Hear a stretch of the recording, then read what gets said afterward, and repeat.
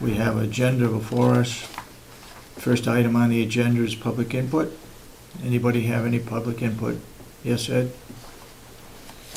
In several towns that I cover, the town administrators are asking where the county tax rate is at this point, because some have not received it. Do we have any date on when that will be given out? The tax rate is set by Concord. In fact, I happen to have the tax rates for 2000 and 2013. But it's up to Concord to set the tax rate. We don't set it, and we send in the MS form, and then it's taken over from DRA, and they send it out. Yep. Nothing to do with us. So the county has sent to Concord the apportionment or the information needed to make that? The Right. form, yes. Yep, So the holdup is Concord, not the county? That's correct. my understanding. Yep. Thank you. We wish we could set our own. Anyone else for public input? Yes, Mr. Brown? Do you have a public hearing posted for next week on accepting $1 million grant from Homeland Security? I don't Thank you know very what the much. total is, but yes, we do have a public hearing set for next week at 8:30.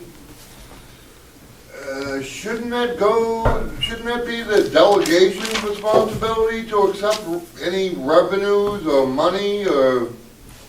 No. They could have it. They could say that that's what should happen, but right now, it sets with the commissioners to accept any and all grants. It was an ordinance passed 10 years ago here by the county, or the delegation or somebody, because I was looking at it the other day, and it says the commissioners have to accept the grants. Well, you also said, I think it was 2 meetings ago, that, there was discussion about the Homeland Security grant, and you made the statement that you don't care what Homeland Security does. But within that $1 million grant for communications is data collection. Yeah, Now, the sheriff responded that he's not a lawyer, so apparently he's going to allow the federal government to, what are they, they're certainly not going to be collecting data on the sheriff's department. They're going to be collecting data on every single Carroll County resident, and you're not even concerned about that, or even going to have that as part of the consideration to accept that every county resident will now, are we going to have a county NSA office here now? Maybe we'll need to put an addition on the building? Why wouldn't you even consider? I think we're jumping to conclusions, and I think we would hold this over until next week during the public hearing, at which time you can speak and say whatever you want to say. Express your displeasure to the sheriff. Anybody else, public input? David? Seeing none, go ahead. Cheryl just came up and said that Commissioner Kenney said she wouldn't be here today. Commissioner Kenney will not be here? Okay. You know, well, I wasn't here last week, and it's one of the few I've missed in 2 years, and few I've missed in 8 years. And I've been in here every day this week. And I walk by her desk every day, and it's obvious that she hasn't been in all week long to look at anything, and then she doesn't come this week.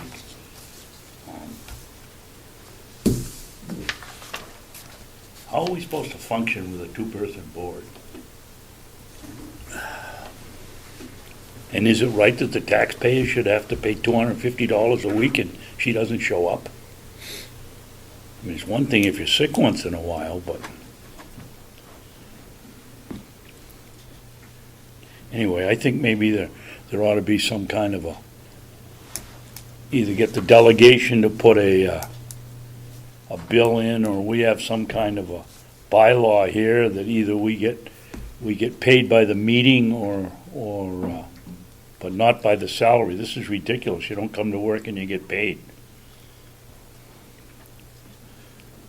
Anyway, that's my opinion. Well, elected officials,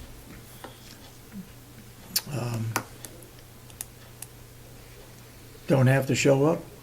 It's up to the voters at the time that the elected official is up for reelection. That's the time when the voters have their say as to whether they should be reelected or not. I understand what you're saying. I'm not sure there's anything that we can do about it. Well, why couldn't we pass an ordinance here, or whatever you want, policy or whatever, that pays us by the meeting rather than a salary for the year? Well, At it's the least if county, you don't come to the meeting, you wouldn't get paid. it's the county delegation's responsibility. They're the ones that set the rate for the elected officials, which it has already been set for the next 2 years, unless they feel they want to modify that or change it. That's up to them. We have no control over it. I understand what you're saying. In fact, the minutes for October 15th, we can't approve because you weren't here. So you don't know what happened that particular meeting. It was just myself and Commissioner Kenney. So we can't approve those minutes. So, that said, you got anything else you want to report on? Would you favor asking the delegation to take a look at changing the way we're paid? Well, I think if they missed off the top of my head, 2 consecutive meetings, then maybe something ought to be done. But elected officials, they get sick or they go on vacation. I think it's a case of at least notifying the board ahead of time that they would not be present, like I did for the month of November. And like I did for the That week funeral. that I'm going to be gone. I gave plenty of notice that I would not be here. To call in at 8:30 in the morning on a Wednesday saying that you're not going to be here, I don't think that's very professional. But anyway, things do happen, and she won't be here. Well, here's a good example. I've added some, but we have 9 things on our work session. 1, 2, many? I got 3, 6. 4. Four of the items have to do with answers we need from her. Maybe that's why she's not here. Who knows? I don't know. Anyway, let's go. We can't do the Okay. minutes. Can't do the minutes. Do you have any reports to give on any meetings? that you- Only that I went to the cooperative extension last night. We had a good meeting, and what came out of that meeting when it got through with Sandy Brokaw, maybe, this is on our work Yeah. sheet, but there's a bunch of questions here that she needs answered for the group, but what she really wanted to know, was it okay to send out these last 2 pages, which is the brochure, to people that may be interested in joining a co-op to use the kitchen in the old nursing home? I see no reason why she couldn't. Okay? It's not committing I us to told her I'd anything. give her, no, it's just, letters of interest or calls must be directed to, and it gives the gentleman's name. Mhm. Just a quick rundown. We would love to hear from you. Your letter of interest will help us assess the demand and potential viability of a commercial kitchen in southern Carroll County. We need your information to help us take the next step with the owner of the facility. The next step could be a formal proposal. It could be a formal proposal process. Basically, the rest of the stuff describes the kitchen, and there's pictures of the kitchen in the brochure. I'll make a motion that we tell Sandy that it's okay to send this out. Okay, I'll second it. All those in support of the motion, say aye. All right. Aye. Then so voted. So that's 2-0 on the kitchen, so we want to take that up and, Excuse me. And we'll take up the questions when it comes time for the work session. Can I step out for a second? I just need to take a quick phone call. Sure. Okay. Kind of emergent.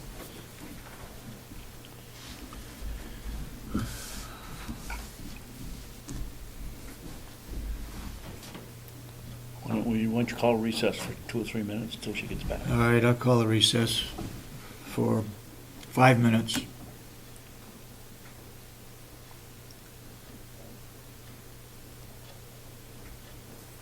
We actually got through last night at 8:30. Everybody there? Yep, usually runs, 9 o'clock is a hard target to Who's hit. the rep on the delegation? Tom. He was there? Yeah. He always is there. Has a hard time getting down there, but he's always there.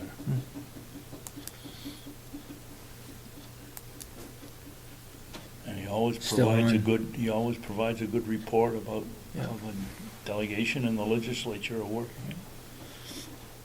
Camera's still running. Yep.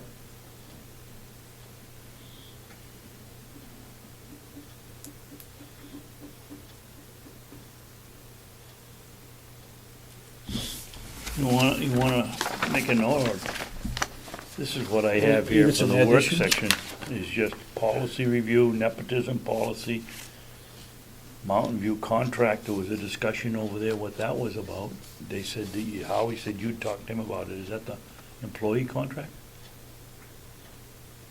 He said you were the one that told him to put it on the, Not that I'm aware of. okay. Updated employee evaluation, update tracking sheets for non-public minutes. We still have those 3 that we have. We also have the non-public that we ought to, Yeah. maybe you ought to get out and open the safe and bring up the non-public meetings in minutes and we can do something. Or you can do it at lunchtime and we could come back. Why don't we do it at lunchtime? Okay. Then there was a date You got some, of, you got some items you want to add to the yeah, agenda? there was some discussion of the, in your meeting, I guess when I wasn't here, of a non-public meeting for Diana Gaynor. Yeah, date? Asha was supposed to come up with a date, I believe. Kitchen material we just took care of. And then we want to discuss holding a commissioners meeting, unless you did it last week. No, I didn't. At a Hills location.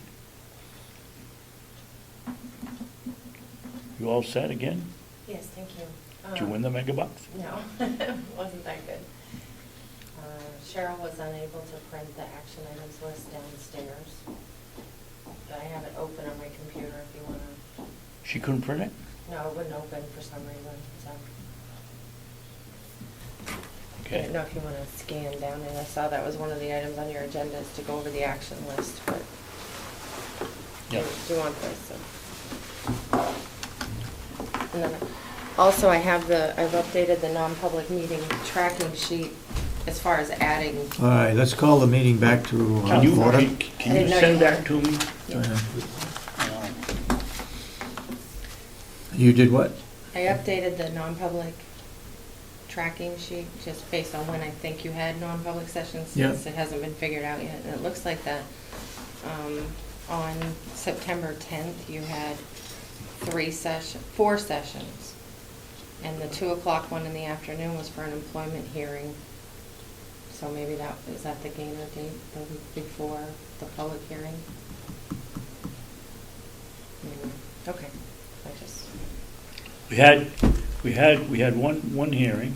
Yeah. Then we came in for the second one. At that time, Diana announced she wanted to have it public, so we recessed that to the 3rd meeting. Yeah.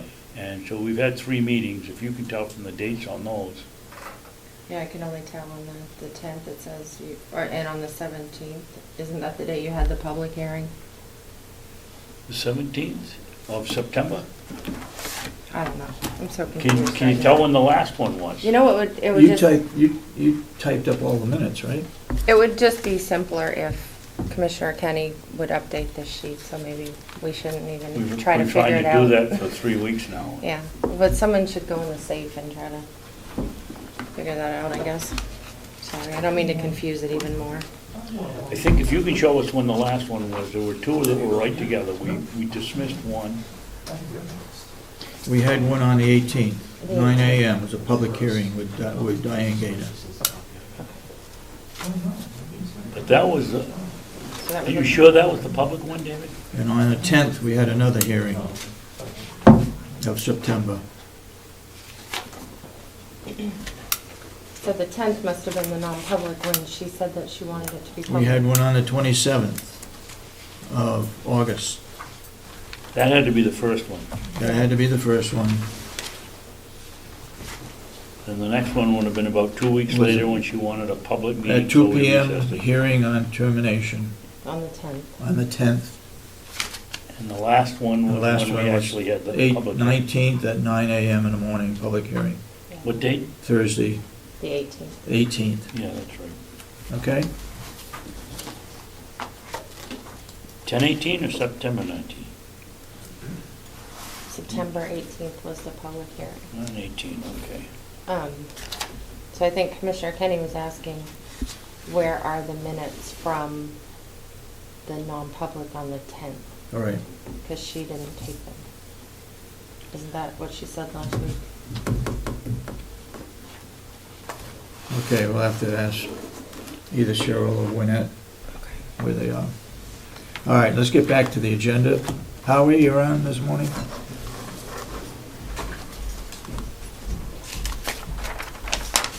Good morning, Commissioners. Good morning.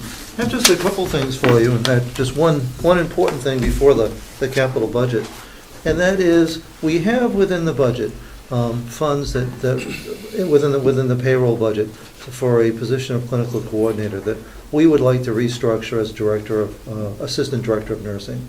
Same dollars, it's all there, but wanted to run it by you before we went forward with it. Lori has already been working with Wynette. Wynette's been great about getting job descriptions from other county homes, so we have a real good idea what the job is. We have multiple good candidates from within.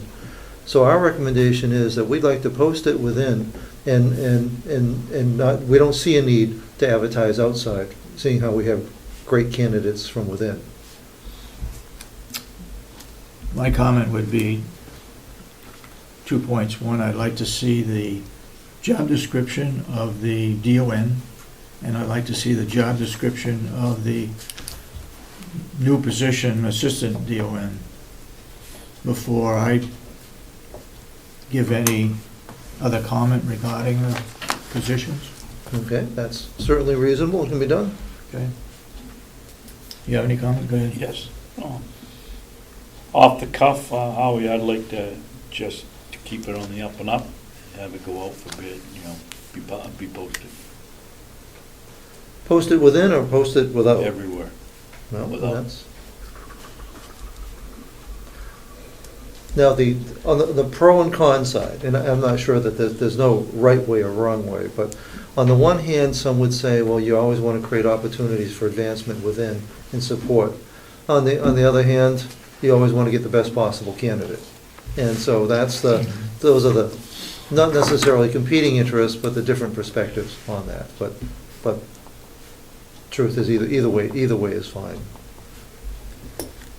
But let me give you what I have here for, I think work with Wynette and get it publicized. Why, you came in and you sat down and you said you'd like to have a new position of clinical something or other. And then you went on to describe it as assistant director of nursing. Why don't we just hire the person as assistant director of nursing?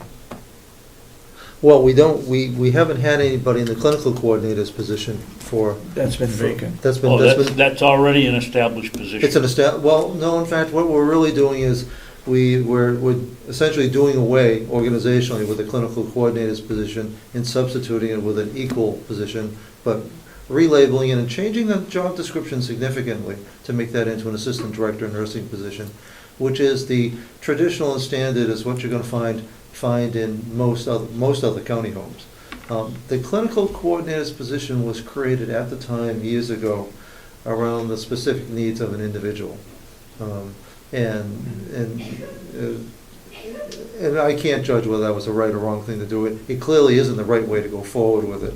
That person was then moved from that position into the MDS coordinator role and since left. So, in leaving that position vacant while we considered what was the best way to go forward. So this clinical position will disappear. It will It disappear. isn't an empty barrel that someone's gonna come along in 2 years and say, we need to fill this. No, this is budget neutral. We're not recommending increasing, payroll of any. But who's doing that job? Who's gonna do that job? Or don't we have to do that job anymore? Clinical coordinator position is, we rely on our nurse supervisors to be the clinical coordinators. The assistant director will be involved in a number of different things, including, admissions, working collaboratively with admissions, doing a number of different things will be in more direct support of the director of nursing. The other model really had somebody off on their own, essentially doing their own thing independently.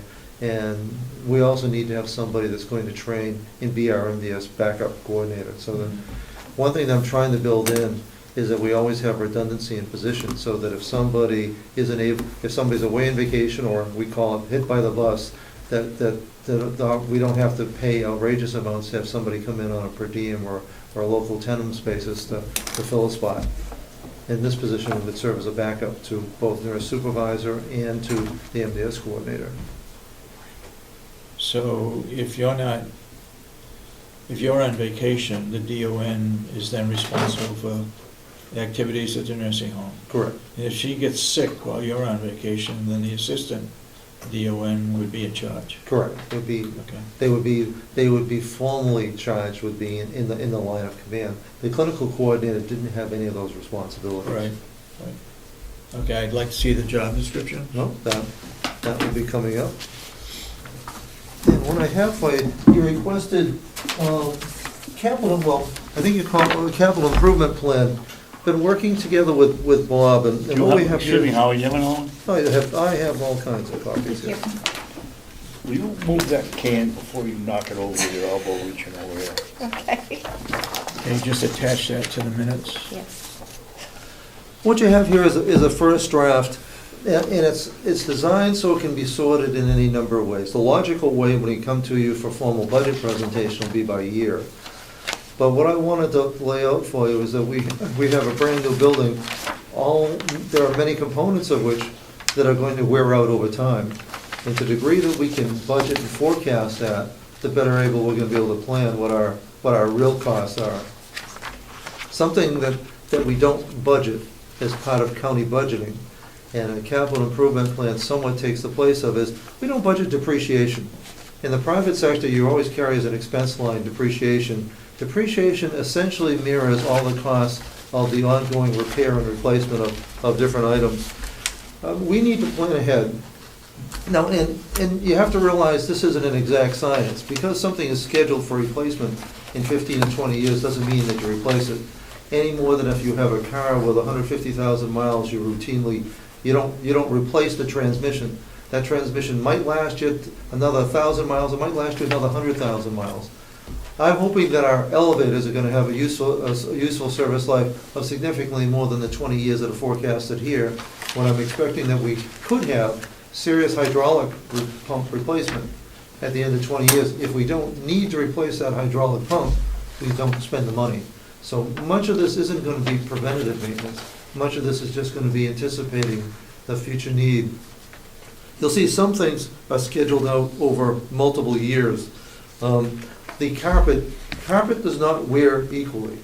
So I'm forecasting when we look at carpet, that it's going to be replaced over an 8-year period, with the first of those installments beginning in 2021.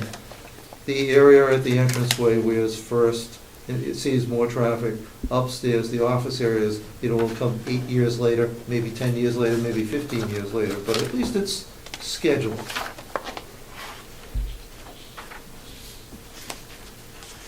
Howie, what do you mean carpet replacement 1/8, 1/8, 2/8, 3/8? That's the year one of an 8-year program, year 2, year 3, and it corresponds to the fiscal year on the other side. Okay. It's actually an 8-year program.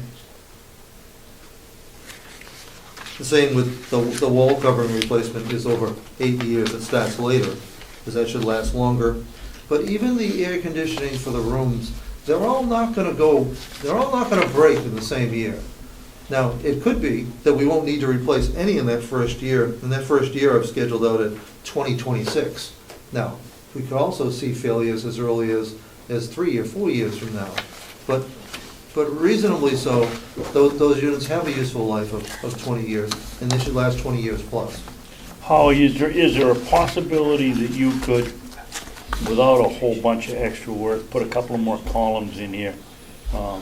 Where we can figure out roughly the life expectancy of something, and then and perhaps if there's a warranty on it, when the warranty date is up It's up. on all of them? Well, you get a new computer, you must get a year of parts or something. Oh, we will on things that we changed, but since 2011, when the building was open, virtually all systems that are guaranteed in warranty, under warranty, have expired. We do get new warranty service as part of our service agreements with some things when we do add new parts. But I will add, but the nice part about doing it in spreadsheet form, can add whatever we need. Functionally, listed the acquisition date on the far right, under fiscal year, and I should relabel that, I should relabel that scheduled replacement date. But I can also add a column that shows how many years there are in between that. So you Well, can I'd see- just soon leave it at acquisition date and then put scheduled replacement date then. That's And actually then we can under- take a look at it. Have we had the bus for 3 years? That's right there. That's actually under the FY, but I should label that better. The Yeah. fiscal year. Oh, okay. 2016 is when, there's no So science to it. 2016 is when you're planning that bus to die. Exactly. That's when the expense will come. I'm sorry, But- okay. But what I can do is, I've sorted this by logical component. I can also sort this by year, so you can see, what's coming up in 2015, what's coming, it's very little, what's coming up in 2016. Most things, we don't see an awful lot of capital expense until we're getting into the 15 year, in the life of the building. And most things start around 20. Well, thank you very much for doing this. This is something we should have had on, everybody should be giving us stuff. So if you were going to, in your budget process for capital reserves for equipment that breaks down, are you planning to put in a line item? We are, although, and you'll see them, I haven't sorted them out, but for 2015, You got 7 items in the 2015. yep, now, and whether or not, optional ones, striping of the parking lot and parking lot seal coating, I can't tell you that it's needed, but I can't, that's a want rather than a need item. You might decide we can afford that, you might decide it's not worth the money, but when we get to 2015 pages and radios for $2,000, and I think. But that's stuff you're gonna put in for the budget for next year, hopefully. Correct. I'm talking about, are you going to give us a line item for capital, either capital improvements or capital reserve for stuff that large ticket items that you know are gonna go somewhere, like a new bus?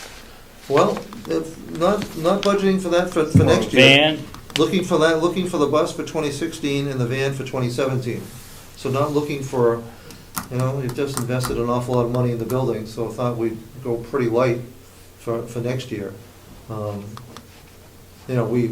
think the van sees relatively low use, low mileage, now that we're using the bus, so I don't think we need to budget for the bus for this coming year, but possibly for the year after. Well, why wouldn't we be wise to figure out and put away $5,000 or $10,000 towards it? I mean, you're gonna have to take the whack somewhere, and that's just gonna put a spike in your tax bill as you go along. No, I think the idea of the county in general, having a capital reserve, just for, and of course, that is part of what you do have a reserve, the idea of earmarking it for, if you had all these expenses and you know that over the next 20 years, you're gonna need $500,000. You have a couple different ways of doing that. Something that your auditor might advise you differently is, the county is in a unique position, and I know nobody likes to ever think that borrowing money makes sense, But when you create a capital reserve, you're actually borrowing that money from the taxpayer. Correct. When you go I saw at Gunstock, when you could borrow money for less than 1%. The arbitrage, we actually could make, and it's legally arbitrage, where you can make money on money that you borrow. The county can borrow so favorably. The idea of periodically having a tax exempt bond, and you can actually cluster together a number of different things. The fund might be a financially advantageous way to proceed. And it doesn't have to be just for the nursing home, it could be for whatever's needed.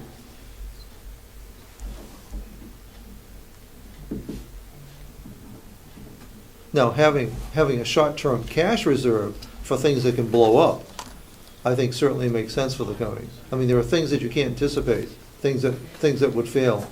I mean, if a boiler blew in this building, or we can't budget for everything that can go wrong. So the idea of there being a county-wide contingency fund, I think makes sense, because there will be things that will blow up. I mean, if all of a sudden one of the generators fails and you need to have it for the winter, nobody has budgeted for that $15,000 repair for the switching. Well, we've switch already part of seen it with the boilers in the jail, and we've got two of them that are identical, and one just went, and the repairman promised us that the next one would go within a year or two, and it's not in the budget. No, So- I think having a contingency makes sense. For large items that are emergency items, we have a surplus of roughly $2 million. And that's the purpose of that surplus, That's perfect. is for emergency fires, boilers, generators, whatever. The problem, it's not a problem, but it needs delegation approval to use those funds. But they are there, so it's there for emergencies, for large items that are necessary to have to be replaced for the functioning of the, whatever facility it is. I guess my, under computers, you get ~5. That means you're gonna replace 5 computers in 2015? 5, we should be replacing, with the number of computers we have and the age that they have, that we should be replacing 5 computers a year. Just to keep, that's expecting them to have a 5 or 6 year life cycle. So for the next 9 years, we're gonna be replacing 45 computers. Well, According to this, there's 50 computers over there. Do you have 50 computers in the nursing home? no, we've just a little, just under 30.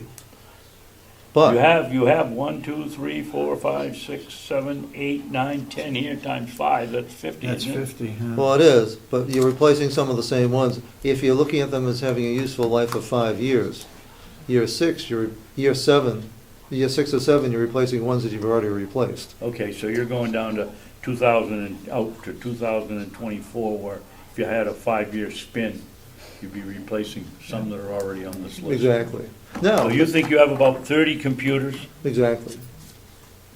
Or thereabouts. But Are they all 5 tied years, together? what's that? Are they all tied together? Well, no, that's not the kind of network that we have. We have, it's not a terminal-based system. It's a standalone system with common server.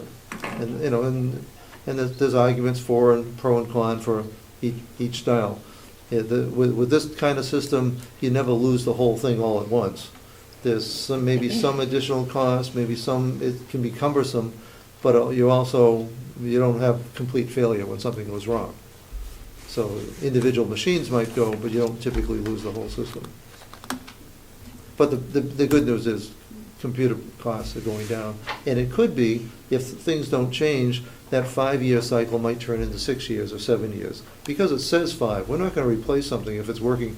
John has been wonderful at upgrading some existing machines by putting in new drives that's buying us years of time. But here again, I put together the plan not because we have to spend it, but to be sure that we have a contingency for it, if in fact, under a reasonable expectation, it's needed. All these ceiling lifts, and that's to bring us up to 100%? Correct.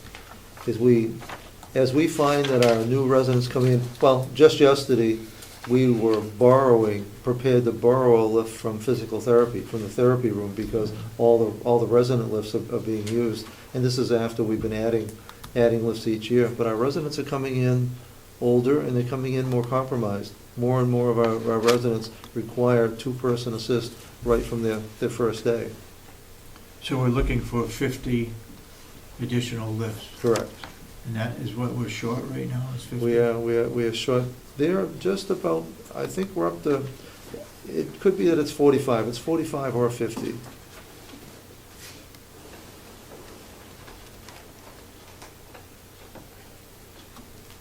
And I guess you've got some in here for replacements. At that point, at some point, because they should have, now they will vary considerably. Some of those will go forever. They'll be like the refrigerator you have at home that you can have for 30 years, but it's not predictable. There'll be some failure, premature failure along the way, because a lot will depend on how it's used and how often it's used, and that's not evenly distributed throughout the building.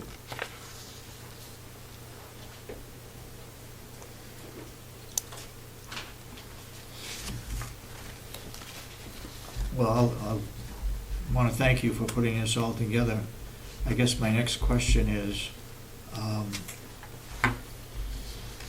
I thought capital expenditures were for large purchases, and where we've got a couple in here at $600, I'm just wondering if there's a limit that is set for capital purchases, maybe $1,000, and the rest goes into the budget. It varies in interpretation, and you get to be the arbitrators of that, along with the accountant. Some would say items that are $500 and a useful life of 5 years or more. Sometimes the useful life has as much to do with it as the actual cost. If it's at all considered disposable, it's typically not considered, capital. The $600 items, we It's a buy vacuum. we buy vacuums very seldom. We treat them kind of as capital. But here again, it would not be unreasonable for you to set $1,000 as being a minimal cost that you want depreciated, and anything less than that would be carried in a line item that we should create for small equipment, which would be for pieces of equipment under $1,000.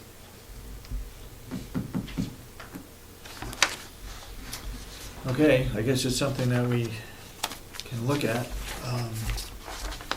Thank you for doing that, Howie.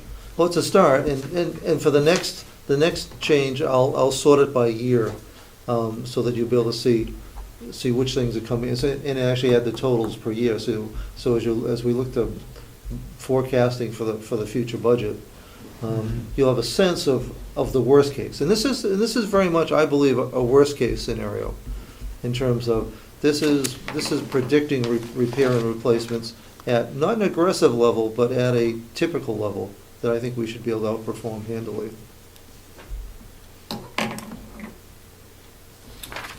Now, I did speak with Paula.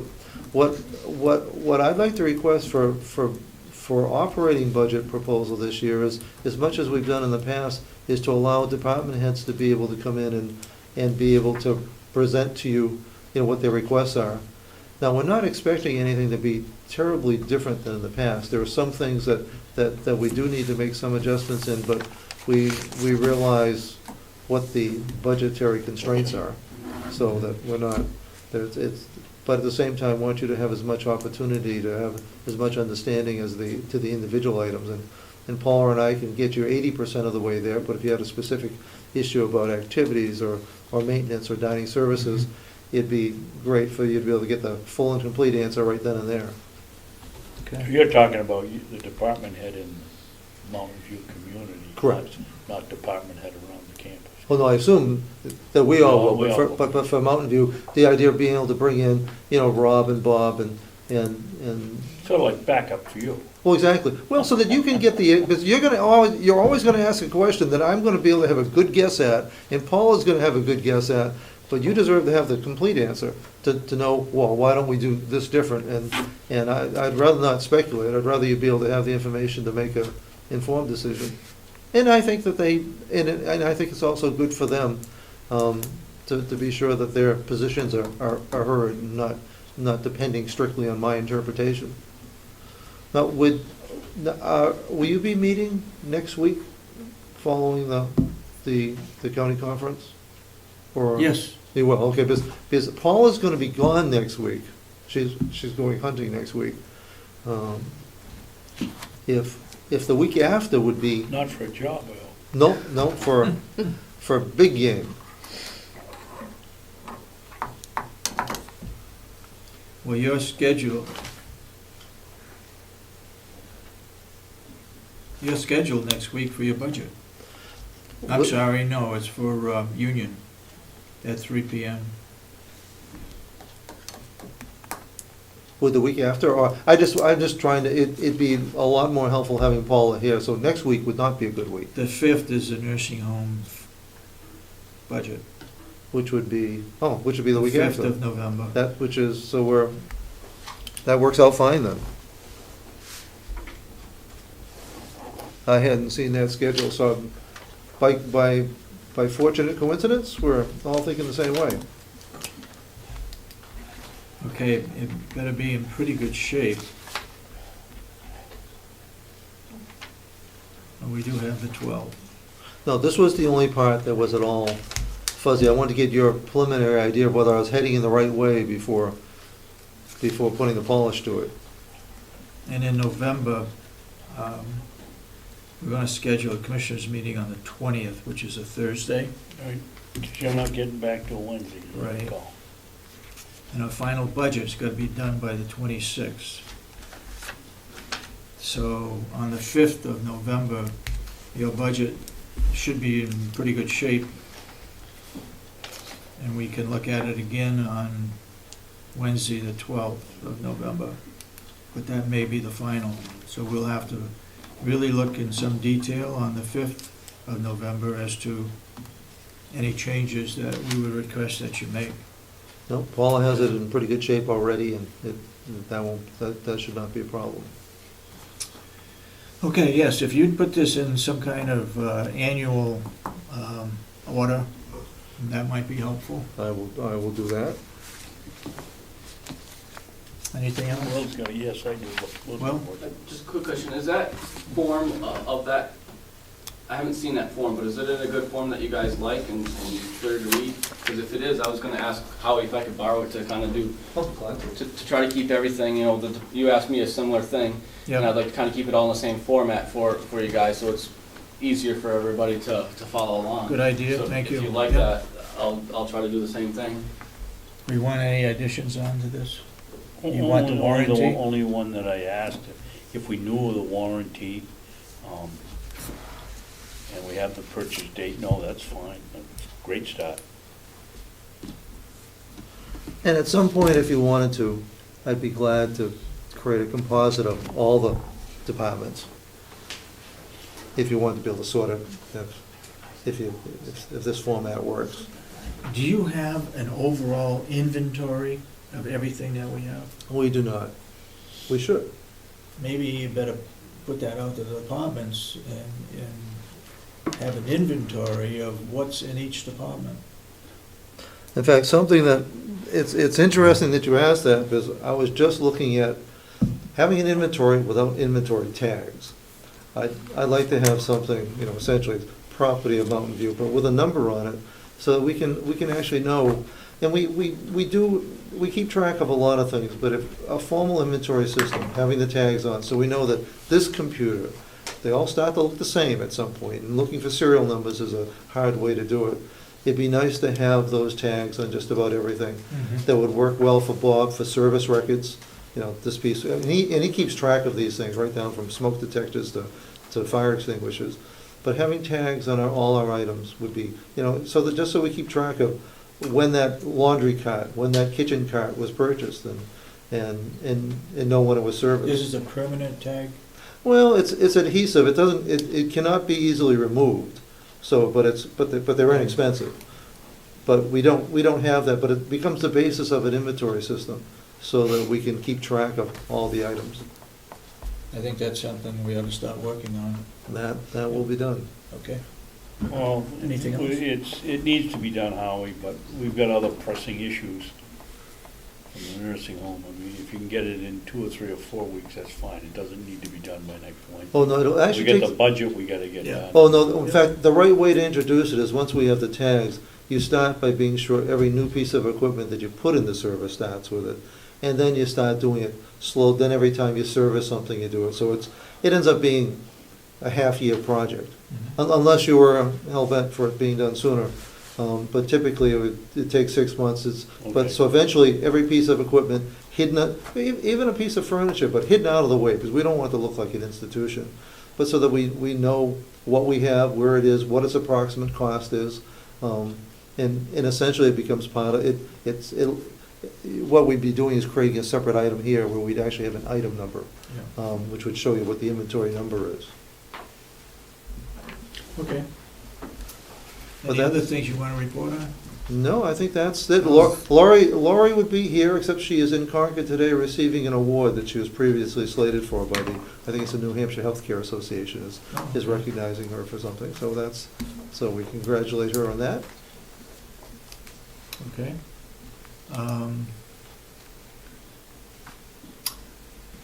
How's our beds? Are they filled? They are functionally full. Jen has been doing a great job with How about a admissions. number, Howie? 102. 102, thank you. 102. That's functionally full. We have 103 beds, but it behooves us to have a bed available, so when the hospital calls later today, we can say yes. And so the empty bed more than pays for itself.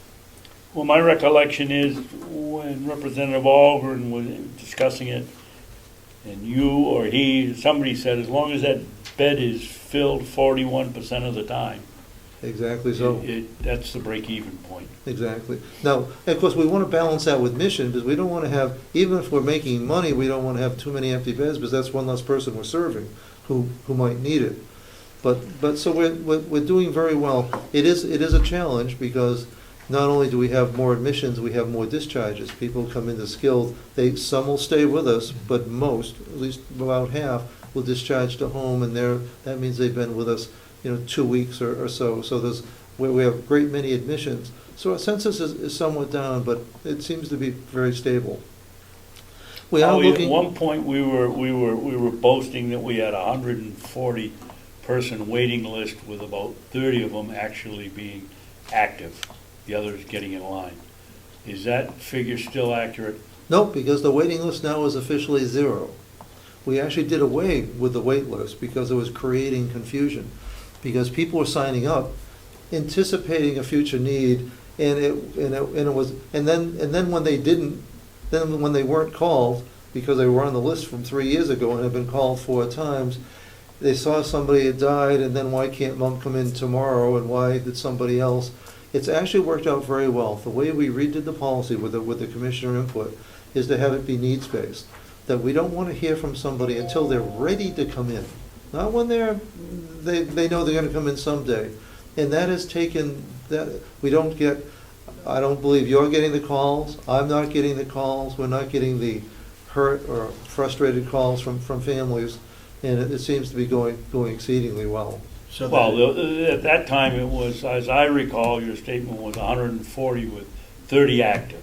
Exactly. Now we're doing it on a need basis. need basis. There still must be a list somewhere that someone says, okay, here are 10 people, we gotta call one of these people. How many are on that list? Well, no, because, nursing home, if it's needs-based, if we're full today, and somebody calls Jen and we don't have room, we assist them, we encourage them to look for another place.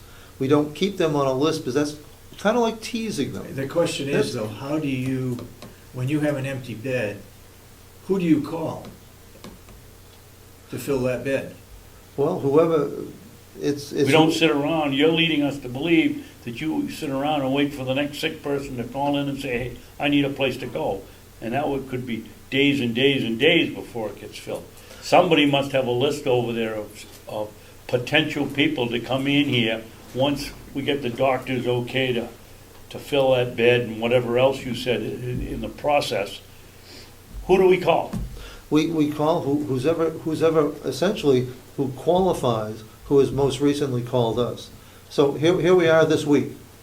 If Jen's anticipating a bed coming available on Friday, because we know somebody's gonna be discharged, and somebody called us on Monday, we call that person. But we're not keeping a list from somebody who called 3 weeks ago or 3 months ago, because that person needed a place, needed to be somewhere else. So we do have some people, but it's not a formal list as such. It's whoever's in present need. Now, that could be somebody that's calling back every week, but typically it's somebody, we're looking at a window that's pretty much a week long instead of months and years long. So again, it's a list, but it's not a list. Well, that's, I'd like to tell you there's a more elegant way to describe it, but that's true, because we don't want to tease people by saying, well, you're number 2 on the list. No, if you call today and you meet the requirements and we have a room today, we can help you. But we can't promise you that we're going to have a room next week or next month. Now, you can call back next week or next month, and some people do. So the question is, somebody called in a month ago, and there was a need to have a bed. What happens to that individual? Because you were full at the time, so what happens to that person that is called in? We help them solve their problem, which could be referring to another facility, or it could be encouraging them to get more comprehensive home care. Okay, suppose they're still waiting. Well, They couldn't find another facility. Well, and if we can help them, then we do, because we certainly want to help everybody that we can. If they call back the next week, Okay. and we we've done well by not keeping them on a list. Because by keeping them on a list, it wasn't fair to them, and it complicated life. They had expectations that something would be available when they were ready.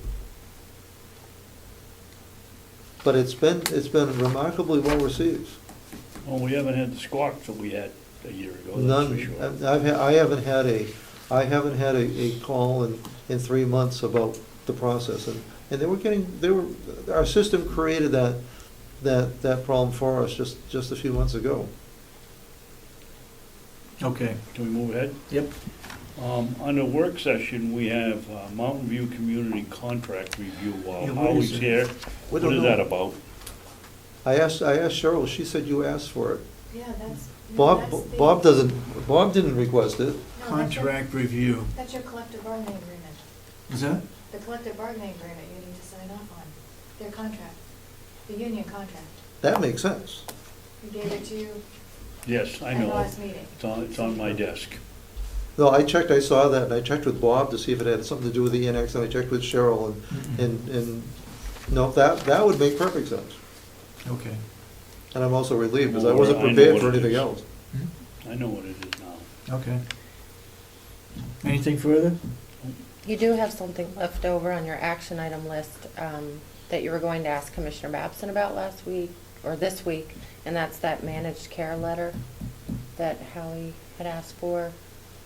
Did they talk about that at the New Hampshire Association of Counties about, do you know what I'm, I do. okay, Back in September, I think gave they were you looking for a letter status. that was recommended by the affiliates of the county association for you to be able to forward to the legislative delegation and key elected officials.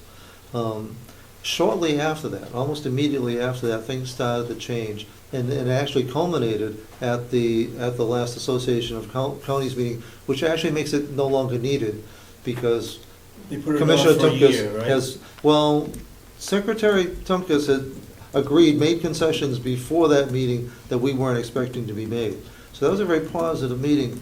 There was Excuse me, something, Howie, was this the phase 1 or phase 2 or the phase 3 that he was talking about? Phase 2. Did he announce right at the beginning that morning or that previous afternoon, he had given the word that it would be delayed for a year or 6 months or whatever? correct.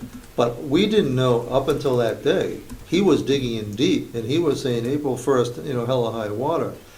There is something else going on this morning. I don't know exactly what. We have 4 of the county home administrators that are able to attend in Concord. So we're hoping it's not being unwound. is the other step that Secretary or Commissioner Tumkus was going to be announcing would be at the Governor's Commission for Medicaid Managed Care. And then that next meeting is going to be in November in Gorham or Berlin, I think Gorham. He was going to announce the time schedule. So we're hoping that's going to be, somewhere, we really hope it'll be 2016, so that they'll have time to put in the administrative rules it takes, so that we'll know, and everybody will know what the effect will be. So, but the short version to Melissa's question is, there was a request for a letter to be sent to get the attention when we thought we needed legislative relief, because we're getting none administratively, none from the governor.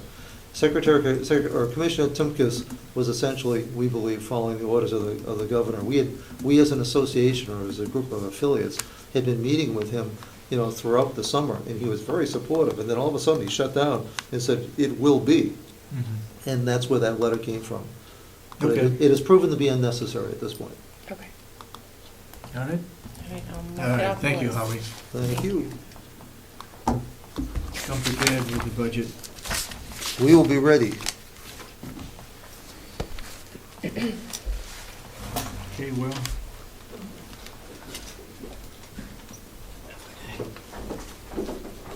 Good morning. Morning, Will. Morning, Will.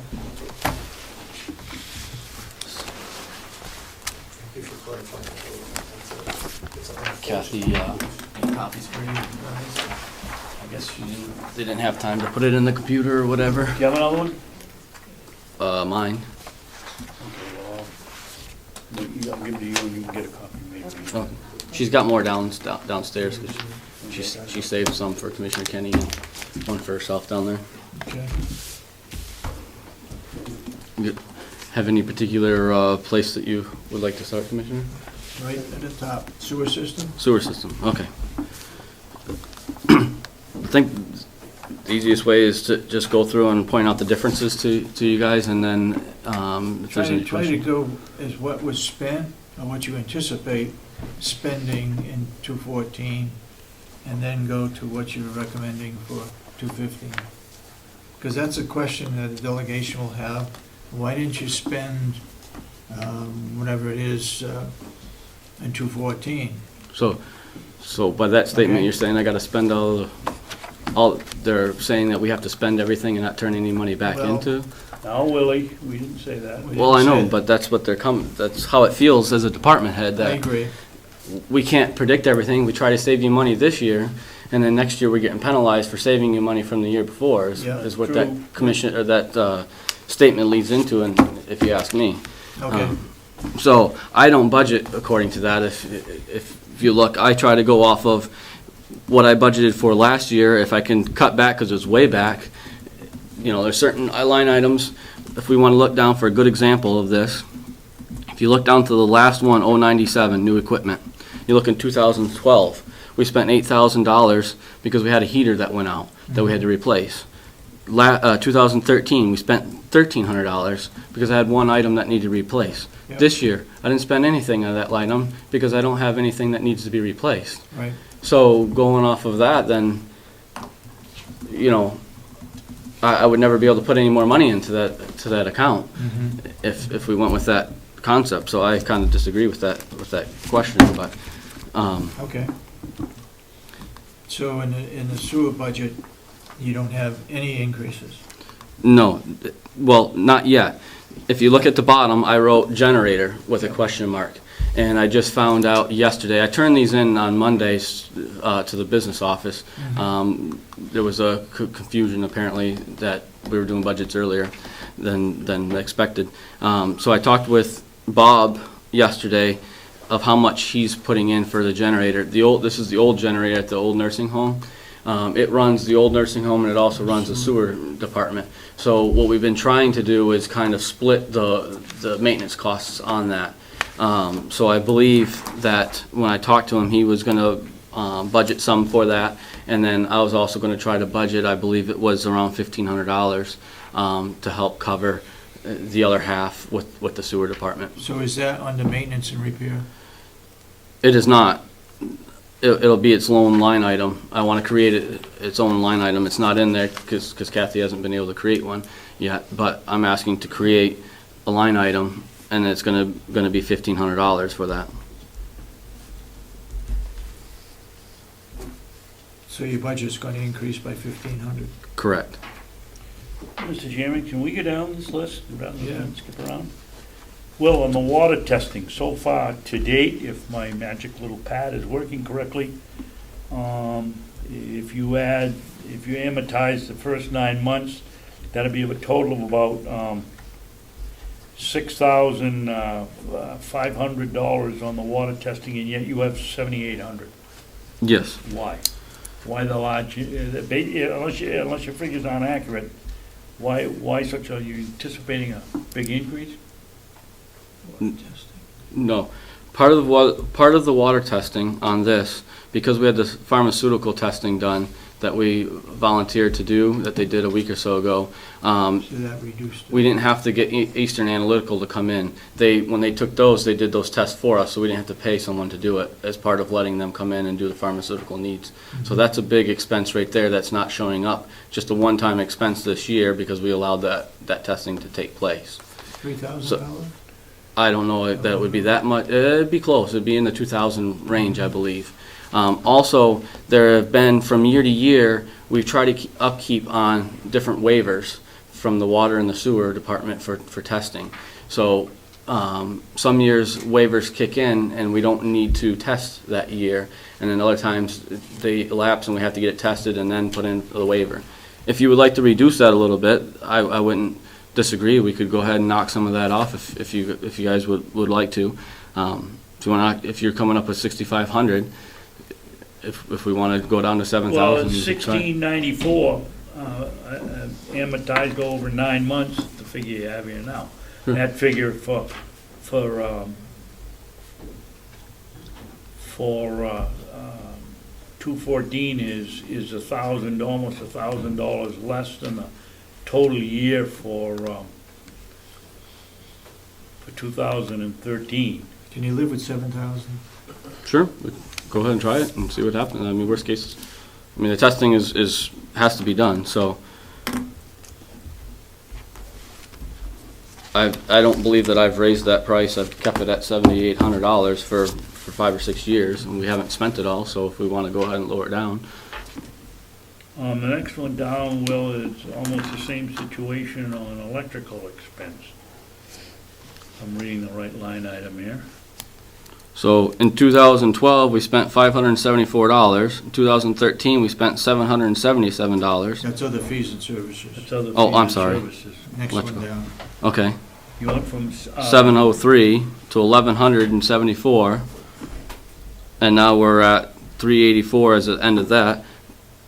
Again, I would ask, those are one of the ones that sometimes she only updates at certain times, so whether that's fully updated, I could not tell you. So I budgeted 700 because that seemed to be in the ballpark.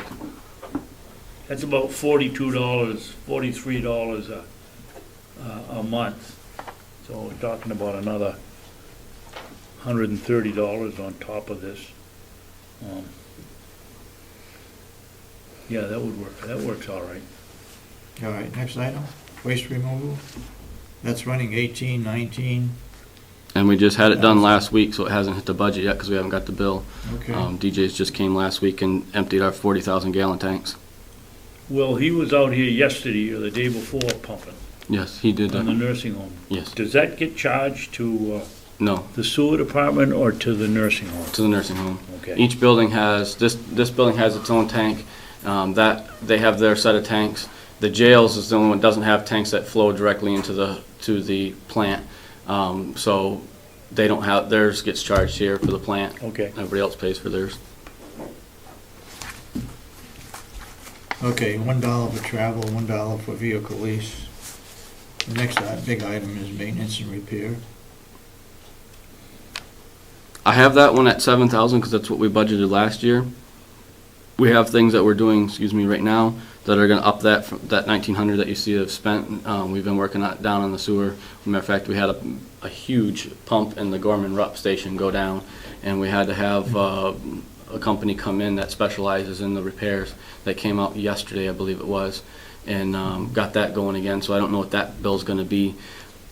We could consider lowering it a little bit if I just caution that not a lot, because I don't have, if something big goes wrong, where do I go to get money from? Dave, And that's kind of where, sorry. to address Willie and everybody else's, could we, or do you think it would be a good idea when these folks do their budgets, Willie put down what he would actually anticipate using for maintenance or repair? You know, scheduled gaskets that have to be changed, filters that have to be changed.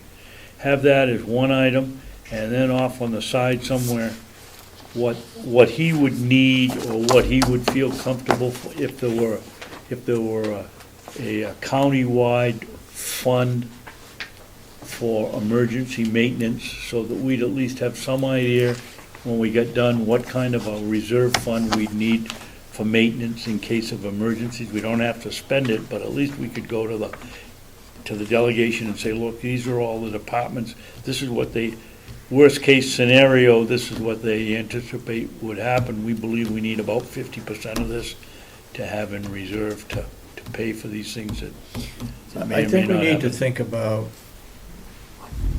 the surplus that we have, the $2 million. I mean, if the sewer system goes down, we gotta get it fixed, no question about it.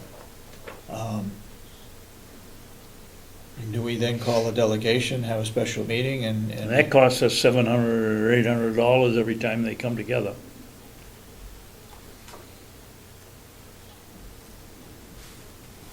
well, the water and the sewer, water is the same way. Yep. The water goes down, a pump goes down, we gotta replace it. Can't operate without water.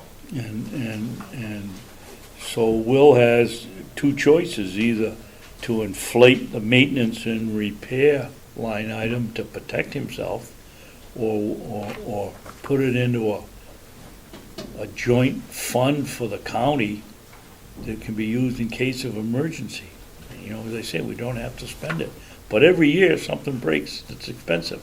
This year, it was the boilers at the jail. Yesterday, it was the pump for however many dollars it is. Well, And that goes back to our leading question at the beginning of this session here, is stuff like that. If I don't spend it, I send it back. And if we had a fund, like Commissioner Babson saying, I would be 100% agree with that. But in the meantime, that hasn't happened, so I have to have something to try to compensate for these things. You know, I would think that would give us two choices to give the delegation. Here is what it looks like, barring no major catastrophes, or working in one major catastrophe maybe for all the departments. Or here it is, what we actually need plus X amount of dollars for a county-wide emergency fund. You folks make the choice, you're in charge of the budget. all right, we got pumps. We got boilers. Would also fall under that category, emergencies. Air conditioning at the nursing home. You got heating? Yeah, boilers. I would think any of your basic utilities is gonna kind of have a emergency effect around here, from generator breakdown to any electrical, anything to water, sewer, heating, any of those kinds of things, I would think would be a, How much money do we put into it? If my thought would be, we get each department head to say, okay, this is the amount of dollars that would get us by in case of, it's managed risk. They're not all gonna break at the same time. right. So if we could get a conservative figure from each one of the departments, maybe we can convince the delegation to put half that total amount in a special line item somewhere, or have it under our budget. Under Commissioner's budget? Yeah. All right. I mean, you've got Jason over there with, I've signed 3 bills for over $40,000 total from the last month for medical that isn't planned for. So, Other places put that, I think it's Stratford, or Rockingham, one of the two, they put that into a special fund under the commissioners to protect them. Okay. It isn't- All right, so what do we want to do with this item? With the idea that we will have a pool of money for emergencies in the commissioner's budget. Okay, well, let's ask Will, taking a look at this, Will, what do you think would be your average amount of money you'd need if you didn't have to protect yourself against an emergency? Based off of this, I would, looking at the last 2 years, which I think is probably pretty consistent, and I believe this year will be up in the $4,500 range. I would say 4,500 to 5,000, right in that ballpark. So let's put 5,000 for an actual need, and put 2,000 in for risk. And if we do that with all our departments, we should be able to get some idea. Okay. Okay. Next item, labor costs. That's just a, that's a, Is I guess that to be a frank way is I worked hard on doing some budget stuff last year, and an individual in my subcommittee destroyed everything, essentially what I did. And one of the things that and came up with his own numbers, and one of the things that he did is he did not include this $10,000 anywhere. He started pulling numbers wherever he wanted to, and didn't pull some and pulled others from other places. This $10,000 traditionally is a labor cost. There is no, in this budget, there is no labor, there is no salaries, there's nothing, no salaries to pay anybody.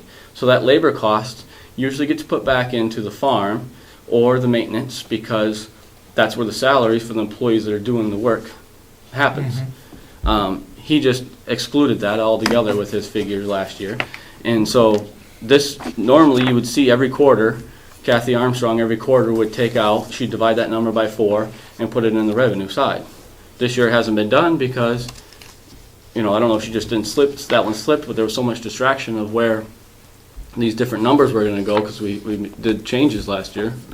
Well, we've got, or been told that we're gonna budget the farm and Public Works Department. Right.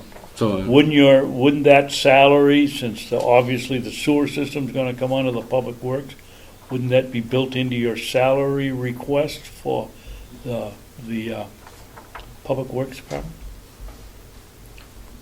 Well, it wouldn't have, we already have salaries that cover it. This was just one of those things that I label as fake money, because we're actually not giving this $10,000 to any employees. We've already have our salaries put out. This money just moves from our expenditure side to our revenue side is all we've done to it. So if we're gonna make that all big one happy family over here, then we're not gonna move it over there. We're just not gonna show, we're really taking a different direction here, and it's a work in progress, I guess. But in the past, it's always, when I was hired, it was close these two numbers closer to show that, and make more money over here so we're not spending so much over here. Now, you're moving it the opposite way. Right. You're saying, put all your expenditures over here, and we don't really care what you have for revenue over here, is that concept by making this all big one department, in my opinion. So if that's the way we want to go, excuse me, Will. We don't need it. You're right, but I don't think that's the way it was. That was the way. Public Works is never a revenue generator. Exactly. The farm exactly. is, and I don't think they arbitrarily said, well, forget it.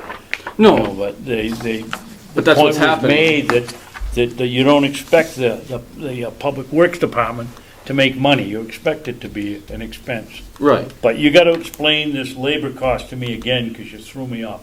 You're saying the $10,000 really isn't No. there? If you go to our revenue, I don't want to get us all sidetracked here, but if you go to the revenue,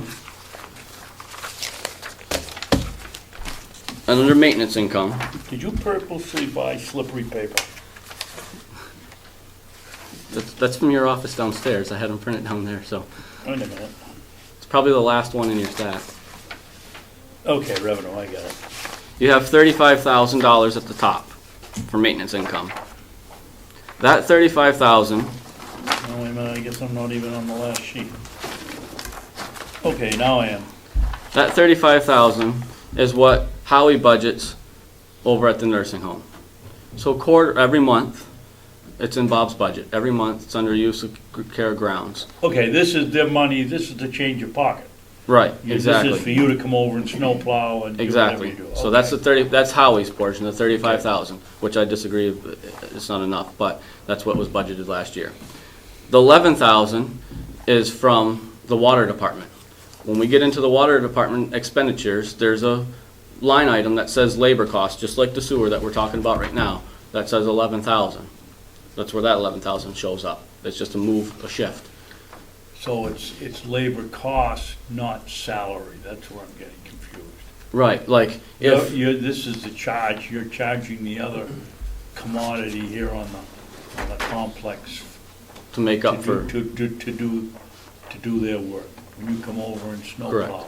correct. So that's the labor cost, okay. Correct. Now I'm with you. And now when we go back to the sewer, there's 10,000 there that we used to move that over also.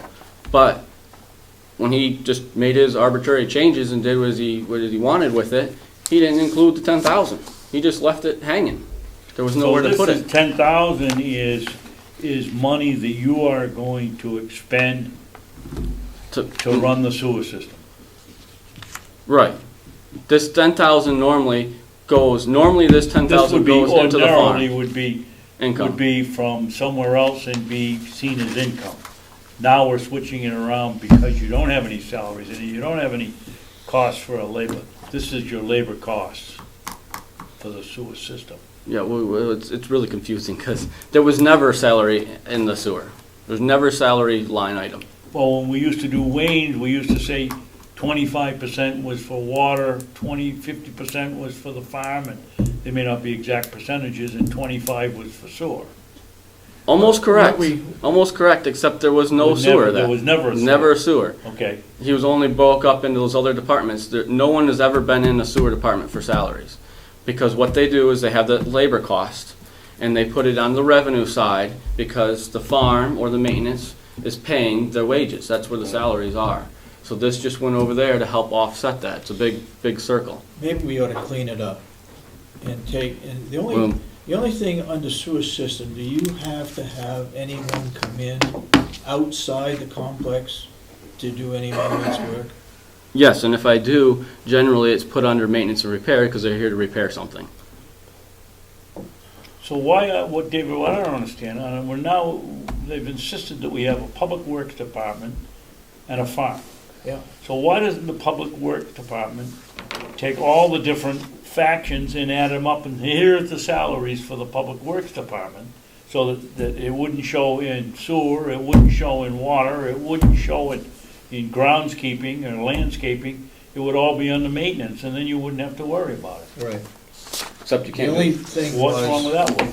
the thing was that at some point in time, somebody wanted to show what it cost, what the true cost is for sewer, what the true cost is for water. But they don't want that now, that was If before. they don't want that now, then we can put it all into the public works and put a labor figure there that covers water, sewer, Right, and maintenance. right. Leave the farm separate. They voted to make it Okay, we can do that. a public works department. Yep. Now they want to, now, if we keep going this way, we're gonna be breaking up the labor costs or the wages in Yep. each one of these departments. That isn't what they wanted. They wanted Yep. it under one department. Okay. They wanted, they're in charge of the budget, they can change it. The only question I have, again, is outside labor, which does not get budgeted under labor in the Public Works Why Department. don't we have on the public works, you make a good point, have outside labor costs. We can do that. Well, Have it its own category. What's wrong with that, Will? I'm just stopping and thinking about why do we pay people that are outside, and how often do we pay people outside to do something? Yeah. And there's very few things that we do. One is to repair a pump or something that is broken that we cannot do ourselves. Right. So I put that under maintenance and repair. Yeah. Another example. Excuse me, Willie, I think you're going where what I was gonna say. Very rarely does anybody come here to just do labor. They come because there's a broken part. The bill comes to us, I sign the check, and it goes, And I have gets the sewer department as a repair, and the outside labor is built Okay. into that repair cost. So Right. you don't want an outside labor. No, because I already built that into that line Okay. item that's called maintenance and repair. Okay. You know what I mean? And that's why that $2,000 that we just talked about, putting into an emergency pot, that's why I budget that into that line item Mm-hmm. normally, because if I have to have someone come in and do this, that's a line item I would charge it to. Okay. So then we'll take labor costs out of this and put it under Public Works, Yes. right? Well, if you're gonna, see, Go ahead, go ahead. well, this is really confusing, because, we have, we're sending people everywhere here.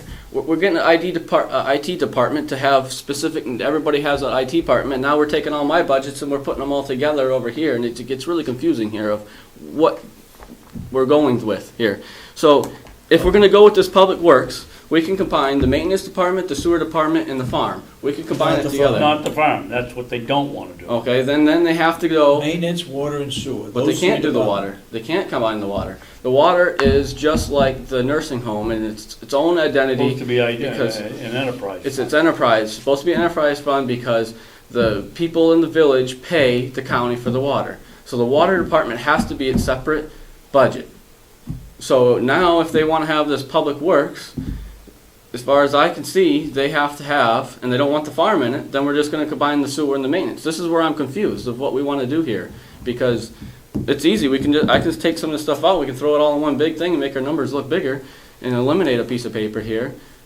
However they want to call it or do it. I don't. You tell me what direction. Give me direction what you want to do. But a water department is its own thing, because you're taking in revenue from customers in the village. Well, I raised that question a couple of weeks ago. Yep. And they said, downstairs said that it's not an enterprise budget. We don't take in any federal dollars. Is it the fact that we take federal dollars that makes it an enterprise fund?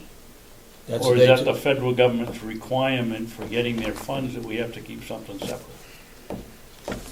All right, that's something we gotta get straightened out. My recommendation is that you call Representative Umberger and explain just what Willie said. We got a water and sewer department. We got a sewer and maintenance department, and a water department that's supposed to be run as a enterprise fund, or is it supposed to be run as an enterprise fund? And then when we come back, Willie's got all the figures, it's easy enough to move around a few of them that we have to move.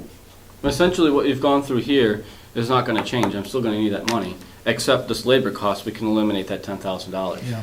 if we combine it.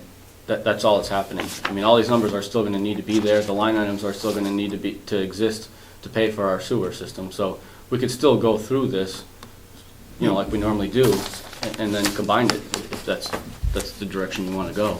I just need, I need to know what you guys want and what they want. Well, I think you've certainly raised some really good questions. I can't tell you the answer right now. Right. All right, you wanna add an item in there called generator. Yes. What do you wanna put in there, $1,500? Yes. Well, I will. Because that is the generator for the old maintenance department, or the old nursing home, And the sewer. and it runs the sewer. So to be fair with Howie and Bob, what we've been trying to do, we just started this year, is we're gonna try to absorb half of that cost. They wanna have us pay half, and I said, we use it for that, I guess, then sure. Okay. The commissioners And decide they don't This wanna- would be the generator contract for maintenance. We have it, you're right, there's about it's around $500 to $600 maintenance every year that they come out. They came out in August, that they do all their generators, and that's the cost per that generator, $500-600. And then if there's anything that goes down when we need to call them, we need to have some money in there if something happens. Almost every time, you've seen the bills, almost every time Milton Cat comes, you're looking at anywhere from $800 to $1,200. I rarely see Come one on. under $1,000. And Exactly. they get almost $200 an hour just to drive the truck up here and back, and They put down 3 hours. I think there's $600 and they haven't started to work on it yet. So in the common practice is we get 2 to 3 of those calls, average 2 calls about a year. So what Bob and I were saying is we'd pick up 1 call and he's budgeting to pick up 1 call on that. And that's where we're Now, getting. here we are splitting the budget again. Maybe, I'll throw this out, maybe the generators ought to be under Public Works. Take the generators out of everybody's budget Put them in one budget. and put them in one line budget item. under Public Works. They're all I outside can't- generators. Right off the top of my head, I can't think of a reason why, what the argument would be not to do that. Everybody, Jerry for this building should have a line item in his, Bob definitely has one for his, and Joe over at the jail has one for theirs. The Again, idea would be to get them all in one place so we find out what we're actually Spending on the generator. spending on the generators, and Will's Public Works would be the logical place to put it, because it's basically the one that covers all the buildings. I think that's a good idea, David. got a lot of work to do between now and the 1st of December.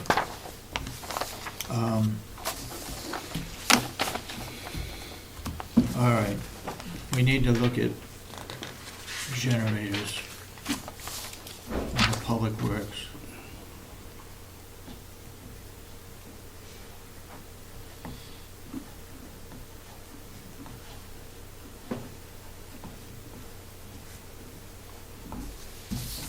And under Public Works, we have labor, but the labor is actual, our employees.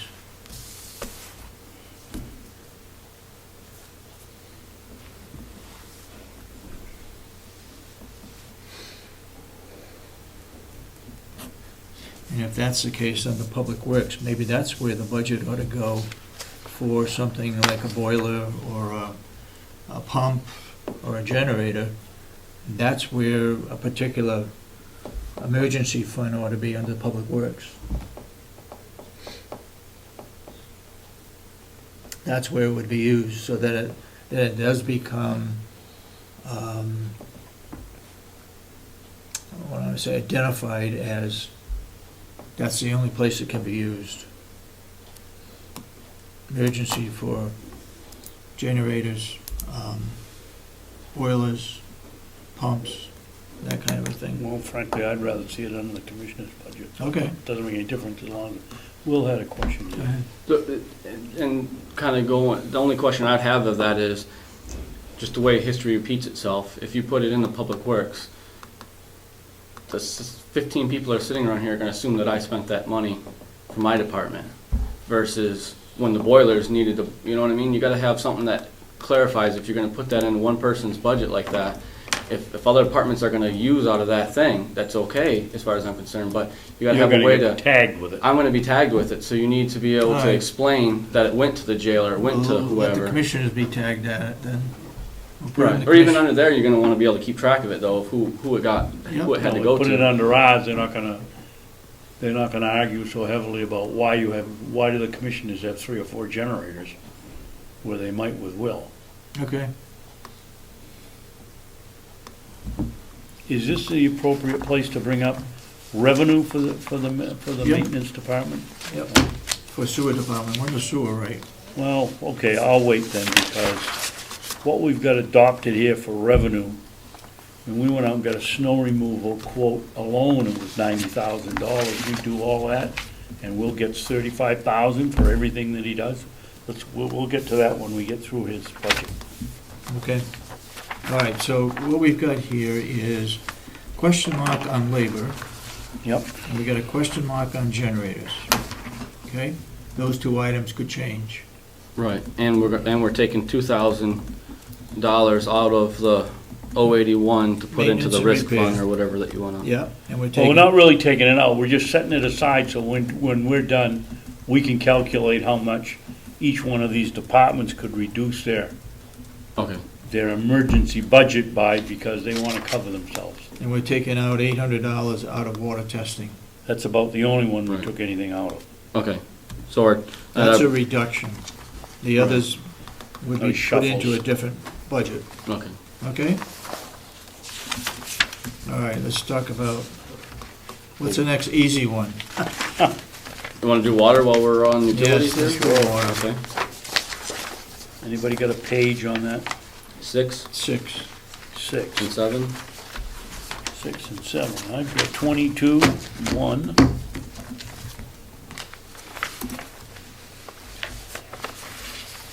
Ah, here it is. It is 7, okay. All of my, there's a topic I'm gonna bring up here in a minute as we go, after we get through these numbers, but all of, in my budgets, all of, anything to do with salaries, I did not put any kind of raises in. That's, I left it to be determined. I talked with Kathy Gary, that's determined on the commissioners, and she'll go back in and make that change when the commissioners decide what they're doing with non-union people. So any of those, either the salary or any of those that are based off of, 6% of the salary, any of that kind of stuff, are all, you're gonna see are all the same. I left them the same as last year. Which means if we take and put labor under Public Works, we're gonna take out all those items out of the waterworks budget. Well, that's part of your question. Unemployment, dental insurance, workers' comp, retirement expense, medical insurance, social security, salaries. Wait a minute. All Are those there 2 items. pages for the water department? Yes, there's a 6 and a 7, Commissioner. Oh, okay, I'm sorry. I thought it was only 1. I had So the second if we page. take labor out and put it under Public Works, then all those items are gonna come out also. Right. All the associated Yep. employment costs. But also, don't forget that water department is normally a enterprise. Oh, it's an type of enterprise. part. Okay, all right, So we'll figure that one out. All right. So just going through as we've always done things. Education and conferences. Education and conferences. Yes, I have $500. Reason, we budgeted 500 last year. As of this year, we only spent about 100, but I believe that'll go up a little bit because we're going to another class in another week or so. We might not have hit it yet. But next year is when by the end of next year, all our licenses are due. So that means we have to get all our classes in. So that tends to, if you'll notice, there was a cycle generally every other year that we hit more. If you look in 2012, we spent 70, but 2013, it was almost the 500. So every other year when our licenses are due, we tend to use more in that. Okay. I've been trying to, on the off years, go to more classes, but it seems to be we're so busy with other things, we put it off until we have to have them done. Medical expenses I left the same. Water testing, I moved that to $2,200 versus $2,500 from last year. Reason being, I don't know, there should be more than $350 on there, I believe. I have to double check with Kathy, I don't know. There's something wrong there because I signed the Conway Water Precinct alone Yeah. is, Correct, but that's wastewater. huh? That's wastewater up in Conway. Okay, so that's not gonna be under this item. Right, that's under the other testing that we took $800 out of. Well, why did we have 688 in 2012 and 2013 we had 2,100? Because they set the, what has to be tested. I can get on the computer, the state sets what needs to be tested in each quarter, and they go out 3-4 years and they say what needs to be tested. I don't know the exact amounts of what those testing are gonna cost, but I know that this quarter I gotta send in this amount of tests because this is what's required. So that's why it varies. And then also, again, with those waivers that I talked to you about, we've saved thousands of dollars Wayne has by filling out these waivers, and certain things don't have to be tested every year because of that. Is that because we've had a good record for X amount of years? Correct. If you test this well for, say, 3 years for this certain thing, and every year it comes up negative, then they say, okay, the probability of it coming in is not gonna happen for another 3 years, so let's give you a waiver for 3 or 4 years. And then you have to do a cycle for a couple of years just to make sure we're sticking with that. So that's kind of why that goes up and down. 2013, we spent $2,100, so that's why I dropped it to $2,200 for this year, versus we budgeted $2,500 last year. I dropped it down $300, just based on the history. Okay. The other fees and services, again, if you look at 2013, 2012 and 13, you're around $730 to $750. it hasn't fully hit. Sometimes these things don't fully hit until towards, we get closer to the end of the year, so Yeah. that's why I left it at 800. Office supplies, you know, I left it at 200. We spent more than 200 this year, but general speaking, 200 is enough. That's kind of oddity that we went over a little bit. License and dues and subscriptions. Again, if you look every other year, we spend more money because next year is our licenses are due. Postage, we've always done 175 on postage. I very rarely do postage. That's usually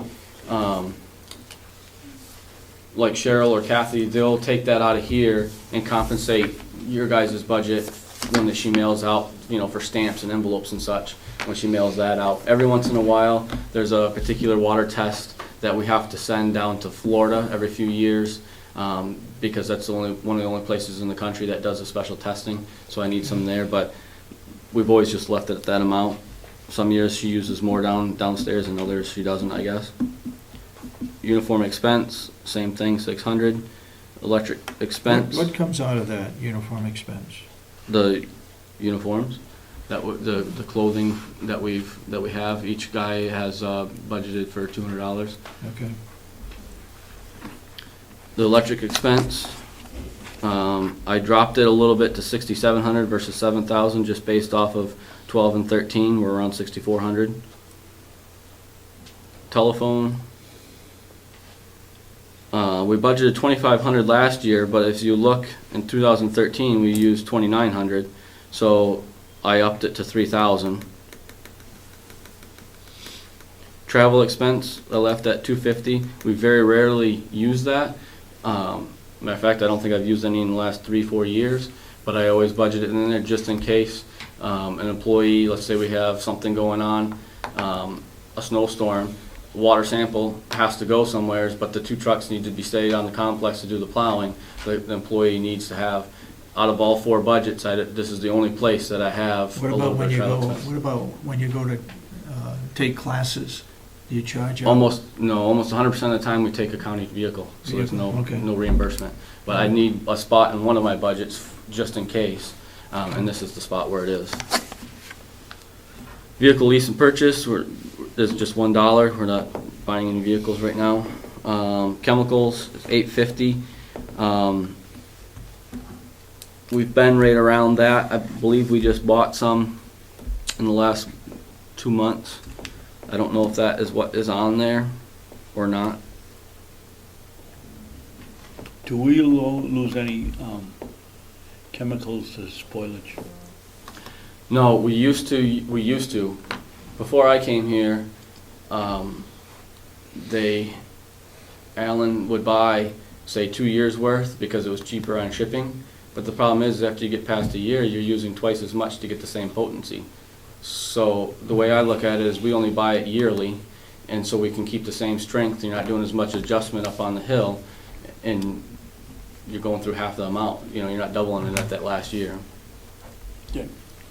Maintenance and repair, that's gonna go up yesterday. Matter of fact, we had to have our furnace, our heater up there in the chemical chlorinator building didn't come on, didn't work. We had to call a heater guy to come and fix that. So there's gonna be things that are coming out of that this fall probably that added up.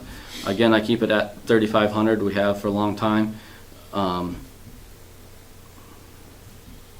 here's labor cost again. Labor cost again, that's 12,000, shows up on your maintenance thing as 11,000 because that's what the representative did. That one's going to be a tricky one though if you combine it, because you still need to, if this is left as an enterprise fund, you're going to need to leave that money there. Yeah, yeah. Well, let's take the potential on maintenance repairs, Will, that it's not gonna stay a enterprise fund. Out of the 3,500, how much would be actual anticipated repairs, and again, how much would you need, do you think, for a contingency fund? I would split that probably. Looked to me like it's pretty close the way it is. Yeah, it's pretty close. I don't have a lot of wiggle room in there. We used to try to put our wiggle room in the new equipment fund under this line item until the delegation said if I didn't have a specific item to ask for, I couldn't put money in there. And that got eliminated, so So we'll leave that as 3,500. What was the amount of money that you feel you need to, I used to try to keep 1,500 to 2,000 as a contingency? as a contingency is what I would like to see. I mean, some of those pumps that you're talking up there can be $700-800 for one pump to go down. So what figure would you like us to put in when we, For the contingency type stuff, Yeah. I'd say 2,000 would be, huh? 2,000, 2,000? I'd be comfortable with Okay. that. In the 5-year plan that I'm working on for you guys, there's gonna be a large pump. It's our bedrock well number 2, which where 99.9% of our water comes from. That well, the pump is going on 15 years old now, almost, when they redid this water system, and that's the one that does all the work. So there's potential that could go down at some point, and we're probably looking close to $8,000 to $10,000 when that pump goes down to have replaced. So in the 5-year plan, that you'll see me putting something for that in there. If that hit us tomorrow, I would be coming here to ask you guys where you get the money for it. But it'll be a 5-year plan thing that we're looking towards. So the 12,000 we probably should leave there, especially if it's enterprise fund. If they figure out somehow to combine it into the public works, we'll be able to delete that 12,000 off of there. 5,700 is, now we pay the taxes. I guess the taxes used to be in the commissioner's budget, but the water department now pays its own taxes, I guess, out of this budget.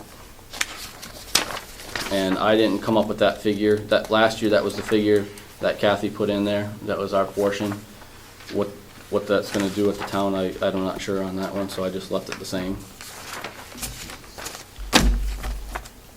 The insurance, as you'll notice, it went through here. Our guidance page from Kathy was said to leave that line item blank, and she'll fill it in. Go back to town taxes.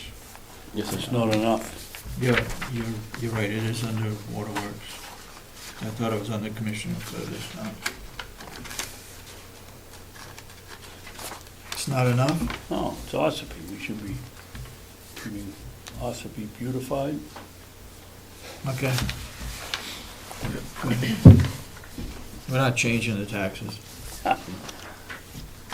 So again, the insurance, we're on to the next page now. Yep. I left blank because Kathy will put that in. New equipment, I left $1. I can't think of any big big pieces of equipment that we actually really need for the water department right now. We're doing okay. So I didn't put anything in there because that's been the guidance I've been given. And IT department, we budgeted $150 last year. If they're gonna combine all that, maybe those IT lines are gonna come out of our budget, so I don't know. But in the meantime, I just left it as is. Yep.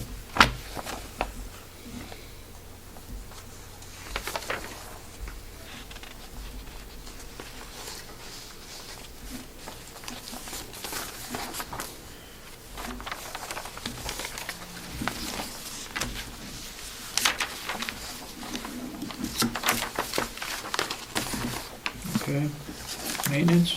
Okay?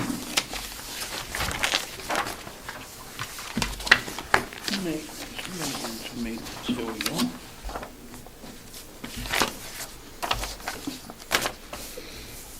And this will be renamed Public Works, right? Maintenance and sewer will be public works.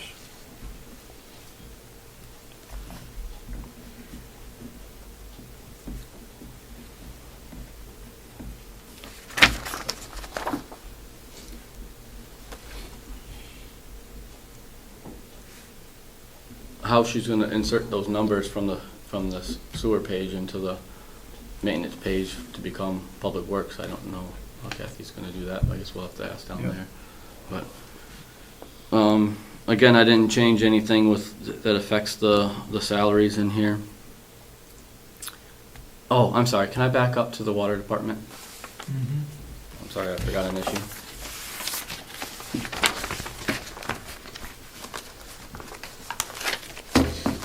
currently,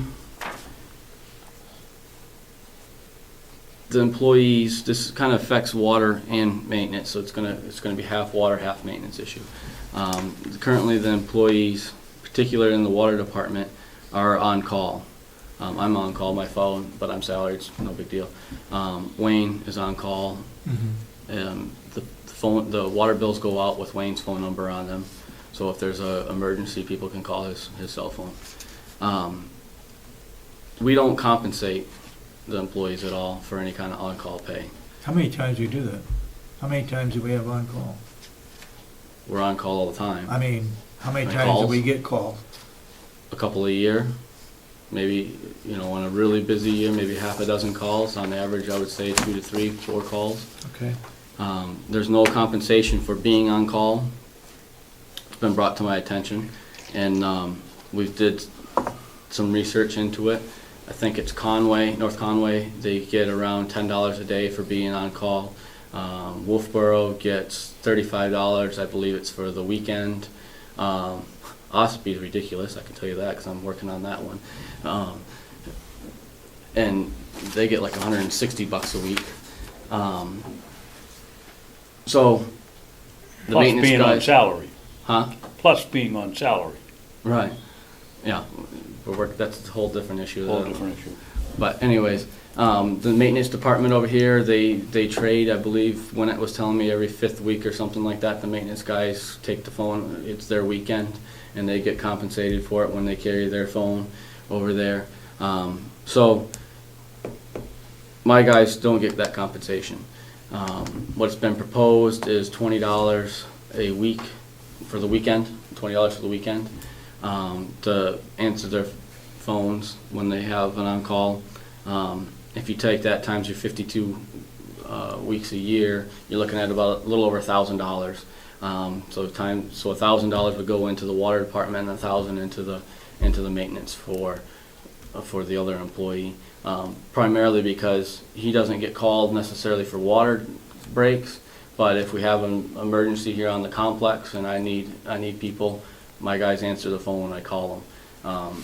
And so to keep it fair for Do one they for get the overtime other. for snow plowing? Of course, if they're over their 8 hours or they're over their physical 40 hours Do a they week. get calls when we have to have a snow plow?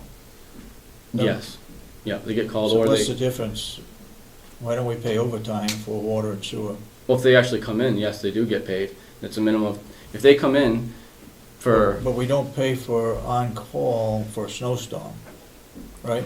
no, they just get their time and a half. Right. So why don't we do that with water and sewer? Because if someone calls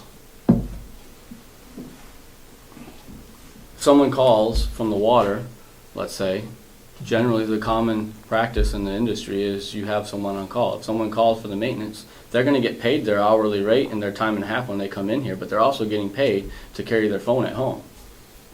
And we're paying for the phone besides, right? Correct, yeah, just like you do over there. You pay for the phone and then you're paying for them to carry the phone and then you're paying them when they come in.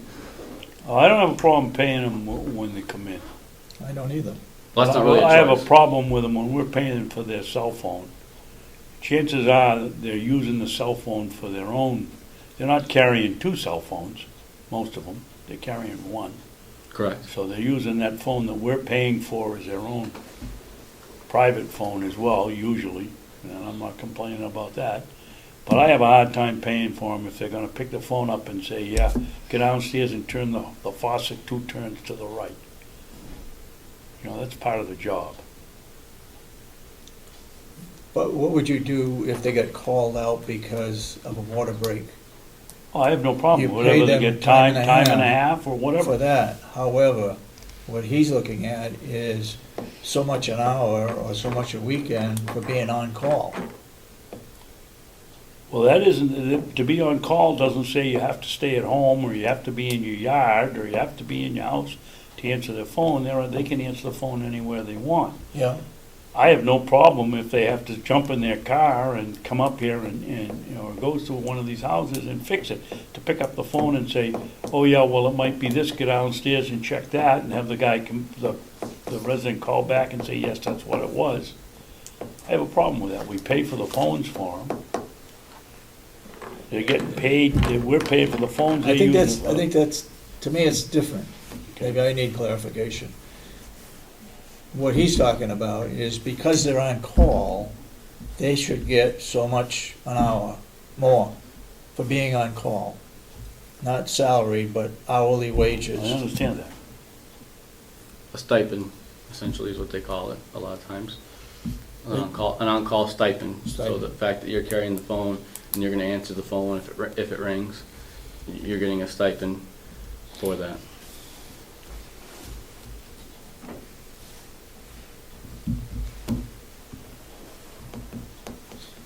What's the sheriff's department on call? When they come in, they get so much, Right. That's what Will was saying also, is if they end up coming in, they get a 2-hour minimum to be here. right, However, they're being inconvenienced by being on call, and you're paying that stipend for someone to be on call. right. So that they, yes, it's not like the olden days where they had to be next to their telephone and they were stuck in their home. However, they are still on call. They are expected to be able to respond. So most all of your, whether it's public works, water departments throughout the entire state, they get a stipend for being on call, just a small amount of money to pay them for that inconvenience of needing to be on call. How many people would be on call?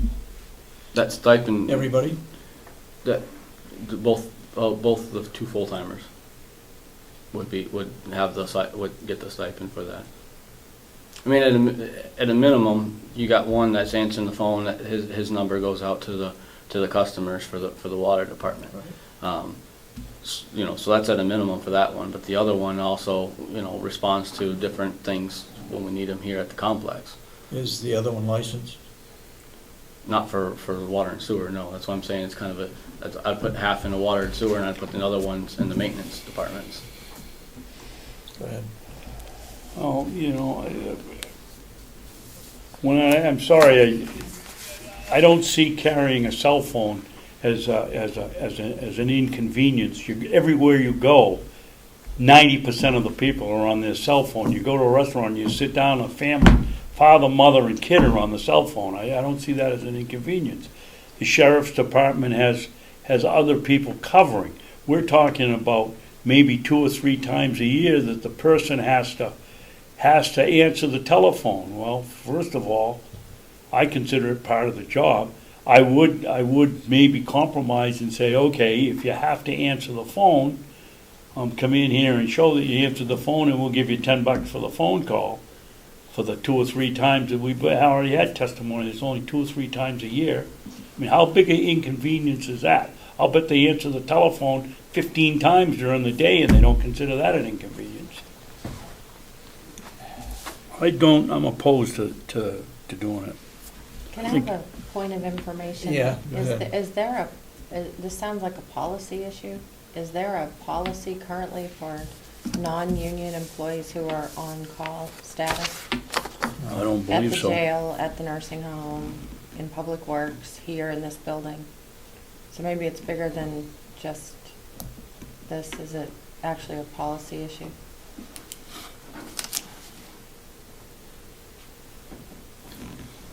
I don't want to hold up the whole budget, but I wanted to bring that up, and it sounds as though, unless the commissioners are ready to make a decision now, maybe they want to think about it. Yep. And we can move on. I know you guys got a lot planned for today.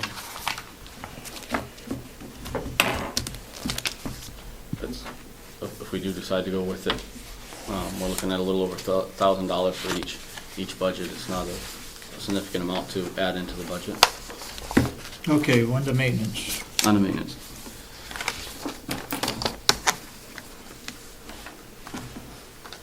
So if we want to start contracted fees and services, which is $1, all the things above that are based off the salary.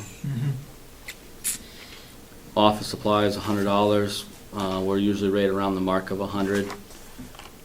Meals, I don't even know why those ones come up on there. Gasoline and diesel fuel.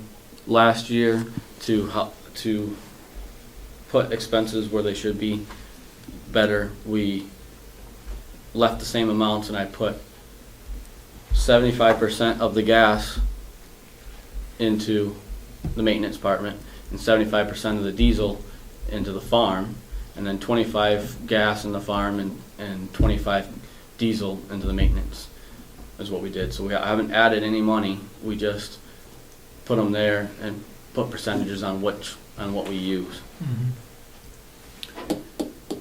There's some adjustments that need to, and the reason I bring this up also because as you look onto this, when we get to the farm, there's some adjustments. This is a new thing that we just started this year, so it's a journal entry, and Kathy's gonna move, we've overspent in the farm because she just always put it in there, but she's gonna do a journal entry and move some of that back to the maintenance. And also what happens is we buy all the gas, and then like Bob brings his vehicle over and Joe brings the cruisers over, and then she has to do journal entries to assign everything, so she's got more to do on that. The amount that we budgeted in the 6 years I've been here is the same amount. We haven't adjusted it, and we're generally pretty close to spending that amount every year. Well, what do you figure a gallon when they pick it up? When they deliver it here, No, when you charge it off to Bob or... yeah, she looks at she keeps track, and you double check her with her, but I believe that she's told me before, so she keeps track of each delivery that we have it and what it costs. And then when they turn their slips in, they usually send their slips in monthly or every other month, sometimes with Joe. She looks at the date, and if it falls under what that is, that's what she charges per gallon. And then the next month, if it's different, as she goes down the sheet, then those months she'll change the price for the amount of gallons that they use. So they're paying the same price that I'm paying at the pump, when we have it brought in. I'm not charging them, I'm not putting an extra 2 cents onto it to make profit for the farm. They're paying the same exact price as I am. Well, my concern was I see every check, I see several purchases at Irving at the going retail price less a discount. Would these people be better off buying it from our supply? No. And they're here every day, why can't they fill the car up here? If they're Well, getting it. the jail fills all their vehicles, I believe, at the farm. No. Oh, the jail. The jail filled all their vehicles at the farm, I believe. The Bob with his little tailgate truck thing there, box truck, fills up at the farm. The buses and the van they go off. They don't get our gas here. And then I believe the sheriff's department they have their own deal and they go off. I don't think. But my question is, you have a floating price. You don't have for 6 months. It's $3.07. Right. No, I have. When I call up the phone and they deliver it, that's the price it happens to be at that time. This morning gas is $3.05. Yeah, that's all that's How been come you're going paying down. so much? Right out here. What are you paying? I bought it for $3.04 a week ago. I'm guessing I didn't buy any. I'm down in Rochester. Would you Really? steal it? No, I had to buy it. Rochester, I'm betting the old station there across from Hannaford's is where I got it, across from Cumberland Farms. They just opened up, and I'm betting they're under $3. So that's the gasoline and diesel. The phone I've left the same, tracking the last few years. We're in that ballpark. Travel expense again is $1. Vehicle lease purchase is $1. Vehicle expenses. This is All our vehicles are paid up, correct? yes. The only thing we're making payments on right now is the processor, Okay. the wood processor. Vehicle expenses. I've always had that at $1,400. Last year, as we went through this toboggle in the last couple of weeks, I asked for more money for tires, and we moved some money around, so that's why it's overspent, that you guys approved. And there'll be some more hitting that, because I haven't actually bought the tires for the truck yet, but it will be going into that. Salt and sand, I lowered a little bit. That's still one of those, that's a whole new ballpark. What we always used to do is, over at the Mountain View had their own salt and sand budget. The jail had their own salt and sand budget. Jerry did, and I've combined those together, and you know, the adjustment of that, Public this is our Works. first year, exactly, our first year, so it's adjusting up and down. Now, that's not all salt and sand that we spend it on. There's also gravel for the apron, for example, at the jail, when that washes out several times this summer because we didn't pave it. We have to buy gravel for that. That all comes underneath that line item. So I dropped it down 500 this year to see how that goes. Next year, we might, you know, we're gonna have to see where it is. I know that $2,200 mark you're looking at right now is not at all representative of what's gonna be the year, because my salt and sand shed is empty right now. Yeah. And I just ordered 2 tons of the green stuff, which are very expensive, so that's definitely gonna be, you know, you're looking at $3,000-4,000 more right now that's gonna go up before the end of the year. Willie, when you sweep the parking lots and you come up with a pretty good pile of sand, does it go back into the sand shed? No. Not No, reusable? no, it's pulverized by that point, and it's just a dust, Okay. so it's not got any grit left to it. We do use it to fill holes on the road going out back. Okay. Outside repairs is $1,500. That was a new line item we added last year. For example, we have some lights that we made a call. We got to have a guy come out with a bucket truck and replace some of our street lights out here for the nursing home. Different things like that normally used to get charged to Bob's budget, now is into the Public Works Department. And we need some money for that. Building maintenance and repair, that's for the maintenance shop down there. That's also gonna go up. We got a few issues that are going down there. It'll all be within our budget, of course, but we need that amount of money. Insurance, I left blank for Kathy. New equipment, every year we put $1,500. Again, that is gonna be all spent by the end of the year. That is for things, a couple of push lawnmowers that we need every year that we go through, rakes and shovels and, you know, snow shovels, different hand tools that we use out on the complex that you see the offenders using out here. They break, they get used, and they need to be replaced, and every year we do $1,500, and we usually spend pretty close to that amount. I'm also asking Kathy, I'm gonna be asking, as you can see, the next one, I hand wrote it in there, is equipment repairs for $1,500. What's happened in the past is I have equipment repairs in the farm, and I've been spending it out of there. But all these weed whackers, these lawnmowers, they take maintenance. And because we've added on this new nursing home, we have more of those tools. And that amount of money, I can't afford to absorb it in the farm anymore. It needs to have its own spot, because I'm putting off doing maintenance things to our farm equipment because our maintenance equipment needs to be repaired. And my inventory of different things and the things that need to be done have gone down and suffered. So we need to have a line item that can charge that kind of stuff that's maintenance things, so I can leave the farm stuff alone to take care of farm maintenance. So that's why I'm asking. Last year, like I said, this is a learning experience of moving everything, and I didn't realize that I was doing that until this year. I was like, holy smokes, I'm really spending some money here on these maintenance things. And there needs to be a line item for that.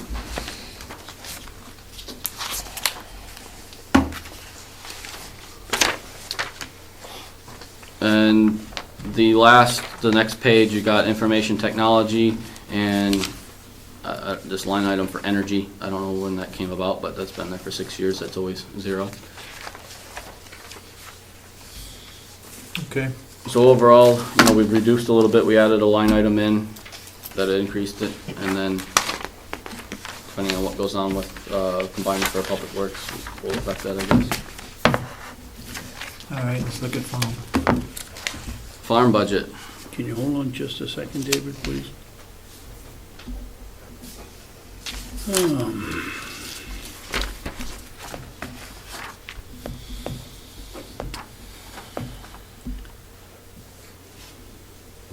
Okay, thank you. Go ahead, Will. Farm budget. If we go down to supplies and services, 029, everything above that is basically based off the salaries. $6,500 there. Again, it shows a lot less, but that's going to increase because we just had to buy our year's worth of bags for firewood. That gets charged in there. We did spend a little bit less this year. We didn't buy in our sawdust, and that's primarily because we had so much on our plate this year, we didn't put sawdust down on our blueberries. We definitely gonna need to do that next year, but usually that 6,500 covers that. So that number will dramatically, I believe, it's definitely gonna go up a couple thousand, because the bags were $2,800, something like that from that when we bought those, so those will be going up. Office supplies, we always budget $200. We're usually within that bracket. We're less this year at this point. License dues and subscriptions. We bounce around. As you can see, in 2012 we did $28. This year we've done $28. Last year we did $150. So I budgeted $150, just left it at the same. If you skip the next two lines, get down to gasoline and diesel. I already explained that, the 25-75 split on that. Next line is telephone expenses. Last year we were a little over $1,000, so again I marked it at $1,000. Travel expenses $1. Vehicle lease / purchase is $9,800. That's the payment on the processor. Seeds are at $1,500. Fertilizer at $7,500. Excuse me, Will. Yes, sir. The 9,000, my printout here, I can't read them, is that Same. 9,800 also? Yes, 072, the vehicle lease purchase. Is that what you're talking Yep. about? Yeah, it's 9,800. And the next one, 15, 1,500. yep, Next one's 7,500. Following one is 2,500. okay. Next one is 5,000. One below that I can read. And it's $1. Thank you. None of those have changed. Those are all the same amounts. Willie, where are we on the payment for the processor? We've made enough money on that thing to pay it off, haven't we? Correct. We've made enough money to pay it off. We chose to finance it. We financed it, I believe, for 5 years. I'd have to double check with Kathy. We paid one payment last year when we bought it. We paid a payment this year, so we've paid 2 payments. So we have 15, 16, and 17, 2015, 16, 17 to pay off. But we've made over, we're around $50,000 this year, pretty close, or over 50,000 on our wood. So we only paid 45,000 for it. All of our wood this year came off of our own property. We didn't have to pay for our wood, which seems to be a hang-up in the past of all these little charges. We didn't have that this year. So, not to mention we made money last year, so we've more than paid for the processor. Is there a penalty if you were to pay it off now? No, we could pay it off whenever. I specifically asked that. It was asked by you guys to ask that, and I was asked, and there's no penalty to pay it off. It was just a choice that we went with. Do you have any idea what the interest payment is on the annual payment? It's approximately $1,000. I'd have to double check, but I believe I'm 99% sure it's around $1,000 a year. So if we For the paid it, interest? An interest. that if we pay. paid it off, we'd We'd save save that some amount of money. money. Correct. Mr. Chairman, I'll make a motion that Willie pay off the processor if, just think for a second, Well, if the total of interest for 3 years would be $1,500 or more.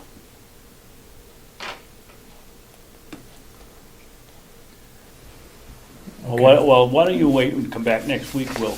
Tell us exactly what it is.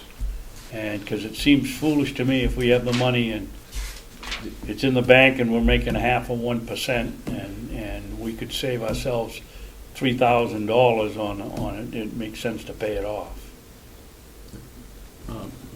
I don't disagree with you, Commissioner. I just caution you that because when we bring revenue in, it goes into a revenue account that goes back to the general fund. Is that something that you need to get the delegation to sign off on because it's already in the fund and they don't have, under this circumstance, they haven't made a special motion as they did with the truck when I sold the trucks and we were able to use that money because a special motion was made. Do you need that from the delegation? In the past, that's We been the way. have to have a motion from them to pay off. To pay it off. Why?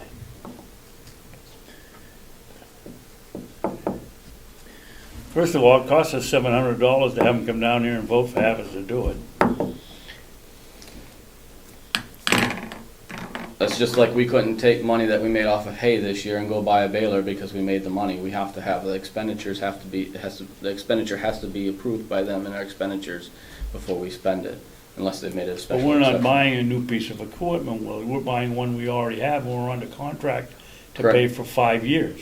Correct, but you're taking the money that I made that's gone over here, that wasn't in an expenditure, just plain devil's advocate for you, because I totally agree with you. I think that would be the smart move to do, is to pay it off. It But would be. devil's advocate for you, the way things in the past, if you want to spend money that we brought in, it has to be approved by the delegation, because it's not in this black and white expenditures. You're right. I totally think it's a very good idea, and I would recommend the commissioners maybe bring that up to the delegation and see if we could get enough votes to do that, to save that money the next time they meet. Because our next payment's not until July or whatever it is, next summer. So if we waited till this winter and had that decision made, But will you save 6 months' worth of interest on the loan too if we got it done in December versus next July? correct, if you brought it up in the Yeah. next. Why don't you call up Representative Umberger and ask her if there's some loophole that we can pay this off without waiting for and having the cost of them coming in here? Will it be it wouldn't be, if they come in for something else, only be a small portion for the wood processor, but if they come in just for that, doesn't make any sense that we can't.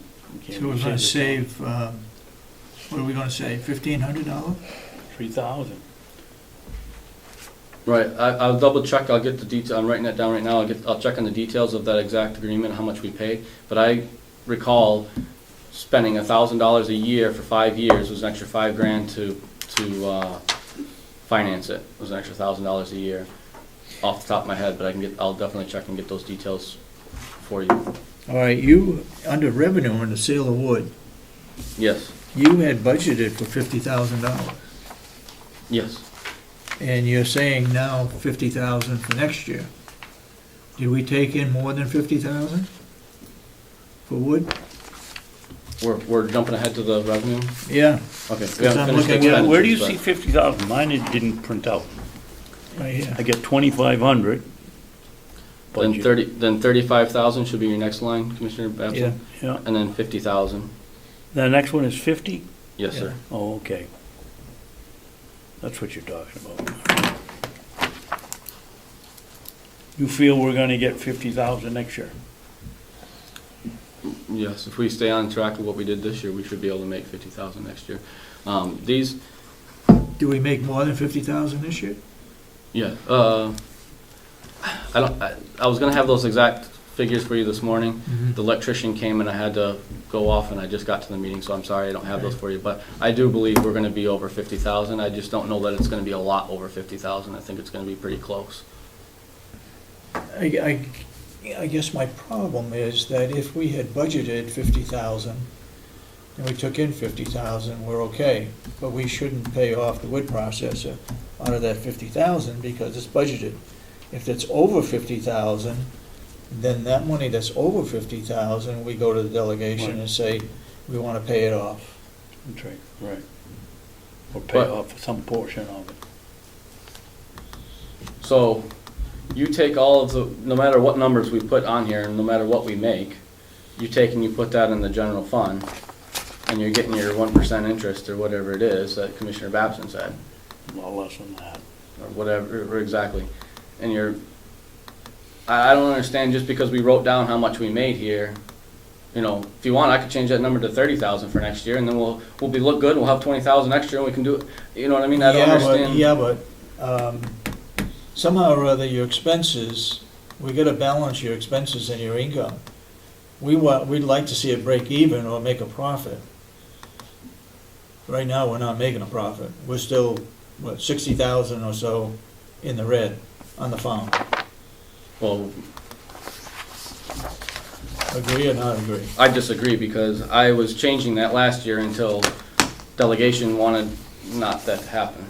So I disagree with that comment, but So, tell me, what do you feel the farm is doing? Are we breaking even on the farm, or? last year my prediction was we were within 10,000, I believe it was around $10,000.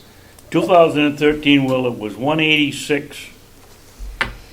186.1. The revenue was 162, 268. 2. So we're missed by $8,000, that's it, $6,000. No. Our expenditures in 2013 were 168,000 that we actually spent. 168, 168. 168, and we Right. brought in 162. so that's Yep. a So $6,000. $6,000 difference. $6,000. So I said 10,000, so I was pretty Okay, close. That's right. okay. And I had planned on closing that gap with all that work I did last year until they decided to do what they wanted to do with it. And I've been trying to go like this, and I got a feeling here that there's others at work that are trying to make it this. That's just my personal opinion. And I don't disagree with you. so that's why I can't, Well, your figures look right, so you're $6,000 in the red on the farm only. as of 13, but now they've changed, look at all the money they took out of my income here for 2014. So now when you do that same comparison, you know, my expenditures. Oh, I see, you know what okay, I I mean? got you. They've Yep. moved that from that 6 to 8,000, they've moved it this way by taking all that stuff away. Yep. Some of it, yes, I agree, some of it did need to go, because we moved some expenditures away also. So if you move an expenditure away, you gotta move the revenue with it. So I do agree that some needed to move, but I just can't agree with, you know, Okay. we were a lot closer, In but 2013, we were within 6,000 of breaking even. correct. And from now on, it looks like you're not gonna get any income from maintenance. Or use of We're equipment. just gonna absorb that in the Public Works Department. Because maintenance does not make money, it costs us money.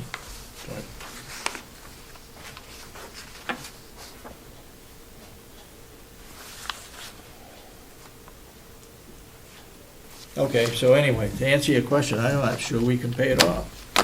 I agree with what you're saying, we can save $3,000. That's fine, but where's that money gonna come from to pay it off? We've gotta come up with $30,000 to pay it off, roughly? We got 3 more years for payments Correct, at 90. at 98, $9,800 basically. Call Yep. it 10, 30,000 bucks. Right. $30,000. So where's that 30,000 gonna come to pay it off? I don't know, I understand what you're saying in a way, but our system doesn't always seem to work that way either.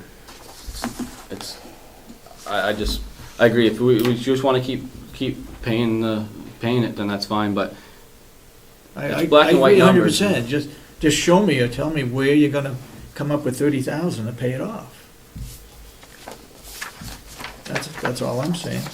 If you made over 50,000, well, that amount of money, yes, that could be put towards the 30,000, but I mean, at this point, with what was budgeted for 2014, I mean, we'll see what the reality is, but we went from our 6,000, we all agreed that we were around 6,000 for 2013. Yep. Because of the changes that were made, now we're looking at a $40,000 difference. So I just, it gets frustrating for me, and that when I try to go in one direction, I'm getting slammed the other way. And yes, I agree, we're not making enough money there, but I don't know how to answer the question either, I guess, I don't know. I just know that if we didn't have that processor, we didn't pay for our wood this year, so all that came off of our stuff. And we have that piece of that processor, and we made $50,000 with it. The processor cost us $40,000 to buy. Yes, obviously we have these other expenditures in there, but I don't know how to, I don't know how to answer the question either, I guess we just keep financing it.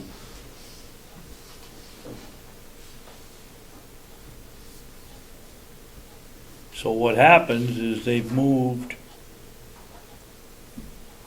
$60,000 worth of maintenance income and equipment, use of equipment out of those two line items, that figure ought to show up in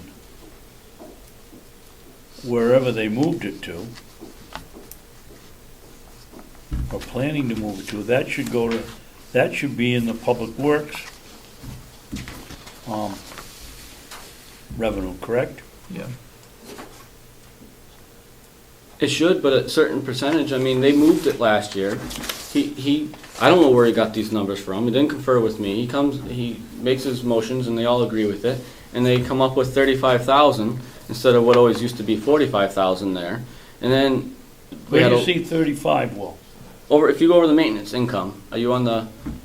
Yeah, Not the the- maintenance income, I have 15 for Yeah. 2013 and nothing thereafter. You're on the wrong page though, Commissioner. If you go over to the actual maintenance income sheet, Oh, Instead okay, of- hold on. Got another mystery sheet here. That's expenditures. What's the page number on that one? number 2. Number 2, here it is, okay. Go ahead. So he moved that 45,000 or 15,000. Well, they didn't move the whole thing. Right, they only moved certain stuff, and that's why when I got to the sewer department, I told you there's $10,000 sitting there. He just excluded that 10,000, but the lawnmowers and everything are going down to clean the sewer system, mow the grass down there, and the people that we're paying to go down and do the work, their salaries are coming out of the farm and out of the maintenance department, but we're not the expenditures. That's why I asked for. It's frustrating because all the expenditures are coming out of the farm's expenditures, but yet they're taking all the profit away and giving it to the maintenance department. That's essentially what they did. You know, when I needed to fix a lawnmower this year, there was no money in the maintenance department to fix a lawnmower. I had to go to the farm department and make the farm pay for all these fixings. So they're absorbing the cost, but they're giving all the revenue to somewhere else. And they're not properly charging the amount. You just agreed that $35,000 for all the work that we do at that nursing home is unreasonable. I mean, 4 years ago, I got an estimate of $100,000 to do this complex, just snow removal, Yeah. not counting lawn and all the other things that we do here. Yeah. I mean, so I just really get frustrated because it's like I'm trying to close that gap and have the expenditures properly, and then they're moving the gap. Well, Will, I would have And- to ask you here, on your adopted budget for the maintenance department, or now gonna be Public Works, why you haven't put in figures such as 90 or 100,000 for snow removal under their expenditures, and put the pressure on the delegation to straighten out what they've done here, because this isn't right. Can I answer? Sure. Two reasons.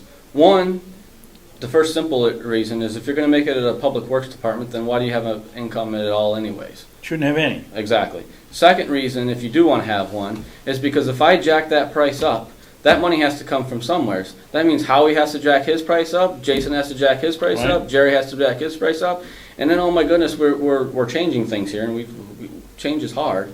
And now every time they go to one of those budgets and it dramatically went up, you're repeating yourself over and over again to it, and that's just what happens here. I don't know, I don't know what to tell it. That's why we haven't moved it, because it's going to affect, to make my budget look better, it's going to make theirs look worse. So in the past practices is just make one department, which happens to be our department, look worse than the other ones, and that's just how we've done business here. Is it right or wrong? That's not really up to me to I'd say decide, it's but wrong.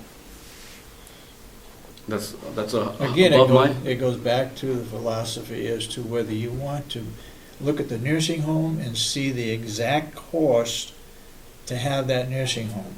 If it's the exact cost, then we have to have snow plowing, we have to have Right. lawn mowing in the nursing home budget. If we don't want to look at that exact cost, and we want to look at the figure as to what it's going to cost to do snow plowing, what it's going to cost to do lawn mowing, then that goes under Public Works. So it's one way or the other. Which way do we want to go? Do we Correct. want to get the true figure of what it costs for the nursing home? Or do we want to put it all in the Public Works? and that then becomes an expense. And then when you decide that, to make complications, make things even more complicated, once you decide that, it's gonna take, because I've been spending, for example, money out of the farm to pay for maintenance fixes, Yeah. it's gonna take me a couple of years to shift all those costs, because I'm not gonna remember everything in 1 year. Like, I asked this year for you to add an equipment repair in the maintenance for $1,500, because I realized this year I'm spending money out of the farm to pay for maintenance things. So those little things, technically I would restart reducing the farm, because I've moved them, but for 3 years now I've been borrowing off the farm, and the farm stuff is taking a hit. I need a year here to straighten that back out, and then this is probably gonna start going down. You know, theoretically, What it would should start going happen- down. What would happen if we put the farm budget in the Public Works Department? Have everything in the, maybe with the exception of the sewer, of the water, Right. everything in the Public Works Department, then we don't have anybody moving things around. It's all in one department. I think if you did that, you're gonna have big numbers that they're not used to seeing, but you're gonna have a big number.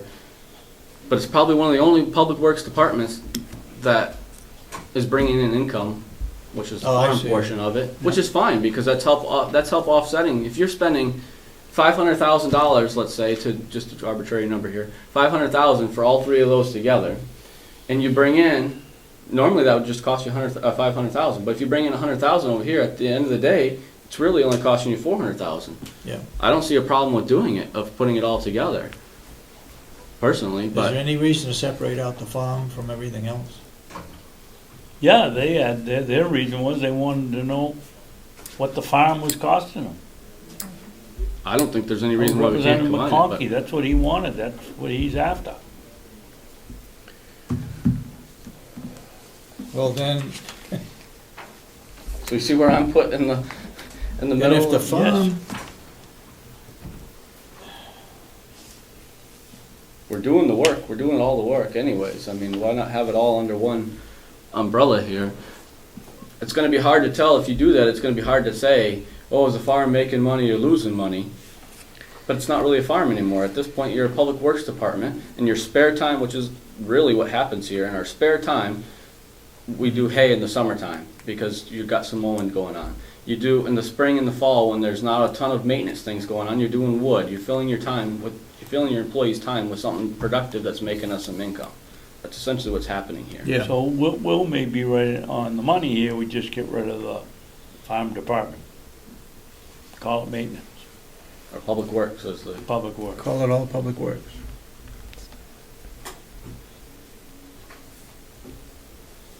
something to explore, I think. Because you really, the farm crew is doing the plowing and doing the lawn mowing. Yeah, and the The only other water. farm and the- crew is doing is Firewood and picking up hay. firewood, blueberries and hay, or a Right. few vegetables. You could put it all under there and see where it goes.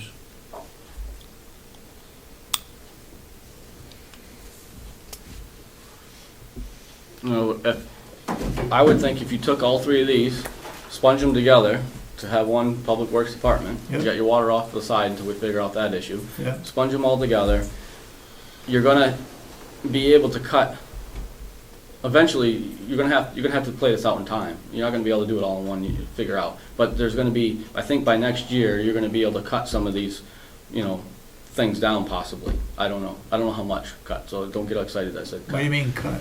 Well, for example,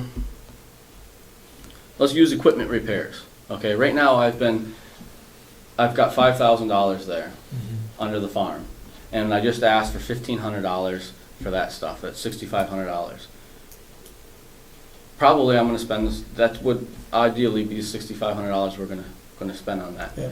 But you might have a year where it drops down to 6,000 for that year. You know what I mean? Yeah. That next year it might be up to 7,000. I don't know. So that's what I'm saying. Don't get excited about cuts. But it's just going to take some while to mirror everything together. We mirrored part of it last year. We mirrored some of our salaries to the appropriate places last year. Yeah. And there's other line items that can be done also the sand, that's a better thing. I took all those costs and I put them there, Yep. and I'm high, so I lowered it. I cut it to $500 this year. That's the kind of thing that I'm saying, within a year or two, it's gonna take some wrinkles to figure that out. Yeah. Some of those might have to go up if we've taken them, but some of them might go down. I'm just saying there's gonna be some All right, I wrinkles. guess the question is, do we want to move the farm into the Public Works Department? We know we're gonna move maintenance and sewer into Public Works. We want the farm to be in there included also? Well, we can do it. We get the directive from the delegation to separate them. We did get direction to separate them? They told us that the maintenance would be Public Works and it would take in everything. I was that the farm confused, shop- but I thought he said, I thought he had some famous, some big words of, it's a Public Works Department with an agricultural department attached to it, or something of that nature is what I recall Representative McConkey saying. So what's that mean? If it's Public Works with an agricultural department attached to it, does that mean it's one department that just now has some agricultural activities? I don't know what the definition of it is. But I recall, if we looked in the minutes, that meeting, he called it an agricultural department, because Representative Butler said, well, you're taking away the history by not having it called a county farm anymore, and he was concerned about the historical portion of it, and there was some discussion that I don't remember what ensued, but that's why the department, the agricultural department part sticks out in my mind. I don't know if anybody else recalls that, but. Okay, we need to move on.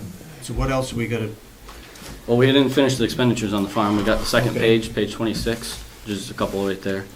Town taxes of $500. yeah, I just left that the same. I don't know where that number came from. Insurance, we didn't do anything. New equipment, I really can't think of anything that we absolutely need this next year. I mean, there's some things coming up I have in a 5-year plan, but I don't know that there's anything exact that needs, so I just left that at $1. That could change in the next couple of months or something, Okay. I don't know. But IT, $100, and purchase resale, I put $17,000. I had a long discussion with Wendy on the phone last week. The next timber sale, she told me she's trying to block out the last week of October and the first week of November to go up and start marking and tallying it. mhm, She believes it's primarily softwoods up there, timber, log timber type stuff up there. She said maybe you get 100 cords. She's not 100% sure. She'll know more in the next few weeks as she's marked things, but maybe 100 cords worth of wood. So in order to, the last time we budgeted to buy wood, we budgeted $17,400. The price of wood has gone up. I'm hoping that it's going to go down this next winter maybe, but if anybody's been buying log length wood, they know that it's very expensive right now. $1,000 for 9 cords, log length? I don't know when you checked on that, but that's probably from That was last year. yeah, well, it's gone way up since then. $1,700 for a load of about 12 cords is what it was when I just called last week. Okay, So I budgeted 17,000. If we're, that should be able to get us 100 cords at least. And if she adds in the 100 cords, we're going to be pretty close to our target of wanting to get close to 200 cords.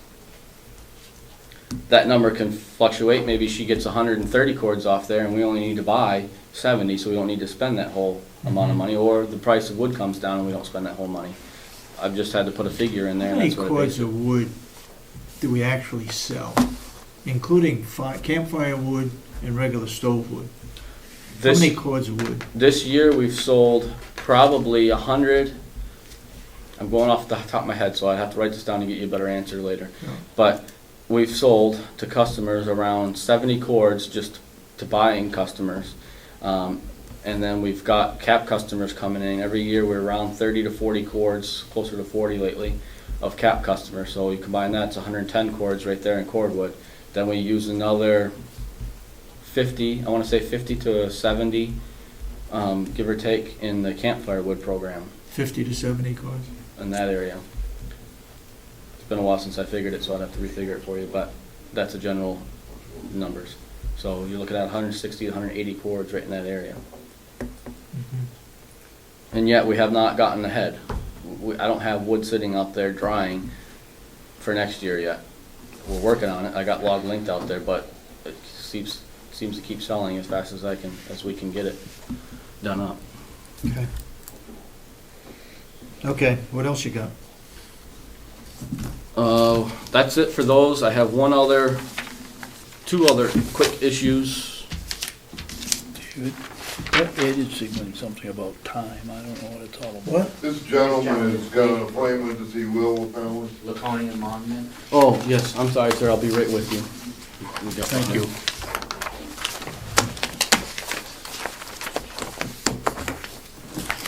This doesn't really need discussion, but I want to pass it out, and I will keep copies because I got a feeling that we're going to need to pass this out for delegation, but I think it was Commissioner Babson requested to have a list of meters for water and propane. Yes. So that's what that is. We don't really need to go over it, but I will keep copies when we get to the delegation level. I'm sure that they'll. So your propane for the maintenance shop comes off the jail?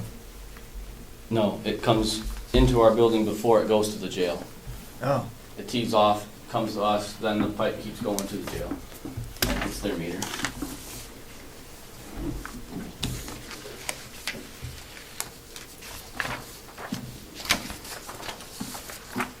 Capital expenditures, there's two things that we're gonna have to, this gentleman's waiting for me, Yep. and that's one of the things, is where you guys asked me to go get some estimates on stones. Wayne and I walked the cemetery Monday. There was 10 stones that were broken, several that are tipped over and whatnot. This gentleman's meeting me to go out there. We're gonna walk the cemetery and hopefully he can give me some estimates that'll need to go in. What I did not know where to put that is if that should go in a capital improvement type of fund, or if you wanna add in a line item under the new Public Works Department for cemetery repairs. I don't know how you guys wanna do that, but that's a cost that's gonna be coming up that was asked for. okay. And then the second issue is this piece of paper that I just passed out to you on capital expenditure / reserve count for the outside maintenance budget 2015. Originally, I had a 3-year plan for plow truck replacements of our plow trucks. Now it's turned into a 4-year plan because we don't seem to put any money away. So again, here I'm asking 2013, no contributions. 2014, no contributions. 2015, I'm asking for $20,000 again to try to get us back on track. And then we can stretch our truck out one more year and go get another $10,000 the following year, and we should have enough to turn in our truck and get a new truck. And the 5-year plan, I do have it. I don't want to go over it right now, but you did ask me to take a look at my vehicle fleet plan. I've updated my vehicle fleet plan basically every 8 years. We replace a truck, so we got 2 trucks, so my goal was to put a little money away every 4 years we'd replace one. So if we put 10 grand or so away for 4 years, we can go buy a new one, and that'll last us for 8 years. So this thing that you have in your hand, I'm sure it looks familiar. I've given you that every year, except I've updated it. Okay. So I'm asking for $20,000 to try to get us back on track with that plan. This is the same capital reserve fund that a certain delegation member said that we never asked for, right? I believe that's correct. And then there was a lot of confusion last year because one of our farm trucks, the frame broke in December, and we didn't plan for that, so I asked for more money from that, and then somehow he construed that into this plan and gave us less money altogether, so this plan got nothing contributed to it. Is Will done? Because I got one question. I for think Will. he's all done. Will, under the work plan, what's the status of the green truck? Yeah. Green truck. I am Have working. you advertised it, and parted it out, or you put it on Craigslist, or what have you done? I'm working on putting it on Craigslist to advertise it, see if there's any interest in parting it out. That's gonna be a very short window. If there's no interest in it, I'm just gonna call Rickers and have it jumped. So that's the plan. Get rid of Can it you get before it the on, 1st of can you December. get it on Craigslist, because it doesn't take that long to put it on? Yes, I gotta get with somebody that has, I do not have a camera that I can take a picture of it and put it on the computer. So I have to get, I don't know if HR has one or somebody else has one around You here. got a camera, right? That can, You have yes, but that camera is old and it does not I can talk to come my out when this computer. is over, Willie, and take a Take a pic. picture of my cell phone, and then we can upload it. Okay, from that. that's kind of what I'm waiting on, is to get with someone that Okay. can do that. Okay, Any other questions? No, thank we'll you. have more for you later, probably. Okay, thank you, have a good day. Thank you.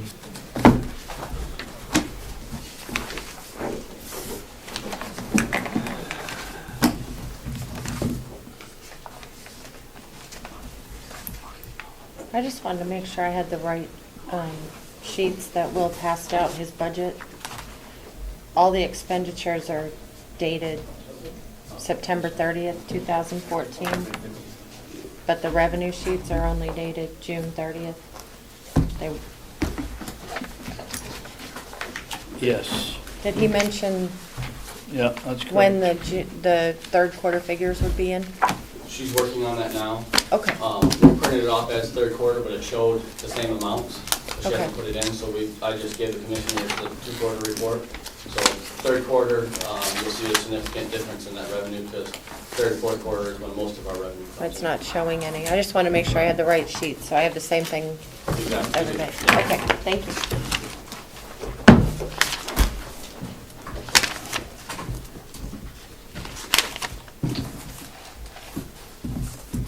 What are we doing? Any budget. She got it done yesterday afternoon, so we added her in. I got revenue for 10/16. That's the date the report was printed. I think if you look Oh. in the third column. If you look in the column, Is it the third says- column? Yeah, Yeah, right, it 6, says okay, 6. June 30th, you're All right. June The 30th. revenues all say Yep. June. The Yep. expenses say September. Okay, Thank you. More paper. That's, what was on the top? Lynette? Shall I read one for Asha? Do you? yeah. Give her stuff that? But we don't have on here the reconciliation chart. Would you make a call downstairs when you go back to your office and tell them that when they come into work session, that I expect to have it done and up here? Okay. Thank you. Okay. I have other things to give you, I just didn't want to confuse you putting it all in one packet. You got mine? You should probably, knowing her, she'd probably get different numbers. You got another one No, there. I did not. There you Okay. go. The actual worksheet for my budget, we've had a position that I've tried to fill twice over the last 2 years, and so we have done without it again this year, so I am taking the position out of my budget. And that's why the salaries are down? Yes. No increases. Did you put increases in Yes, there or I not? did. You did? Yes, my budget is decreased by 14.89%. The bottom line? Bottom line. If you look Decreased on the how second much? page, it's decreased by 14.89%. Decrease. Let me ask you a question. What did you put in for raises for your I people? kept my whole budget below the 2% that was given to us in our edict. There was no edict about what raises. You went would be. 2%? It said here, have your information to the business office by October 25th. Also, we are requesting no more than a 2% increase in the budget. Okay, So I did not take it as a directive towards the salary line. okay. My revenue sheet, I didn't have one of the forms from Kathy, so I've done it on, it's in your little, I thought the clip would help.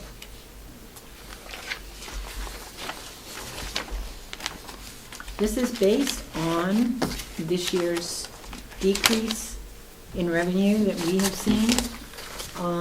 I can only judge next year by this year. So I prorated the months for each of these revenue sources, and it's disappointing, but I don't drive the economy here, I just record it. And we are seeing a significant decrease in the amount of mortgages recorded, amongst other things that have gone down, but But transfer tax has not been the problem, and you've got, you will have from me a,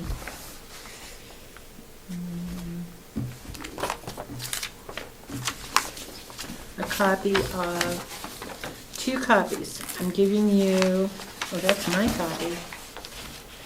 Wait a minute. Let's look at the expenses. Excuse me. Okay. There's a couple of things I've been able to just eliminate. What I did in my budget is there were 2 things that Kath did not have available in figures because it has to come from the interlocal trust. One was the workers' compensation rate. So I put in the amount that was there for last year. The Okay. other was on the insurance line, which is on the second page. And I also put that figure in as 2014. So I can't say that those numbers won't change. I just don't know whether they Yeah. would go up, down, or stay the same. So. Okay, let's start right at the top Sure. on expense. You got $1 in for overtime.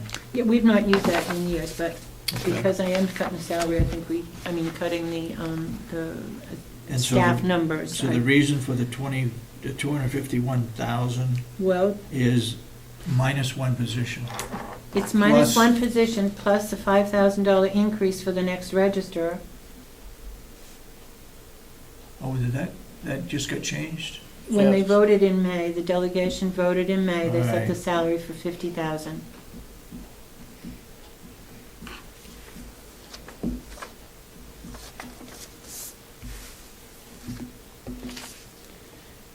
Okay. And the employee that I actually had in there would have been entry level, which is not a very high salary. Okay. So you see little savings in the Social Security as a result of that. You see medical is down because of that.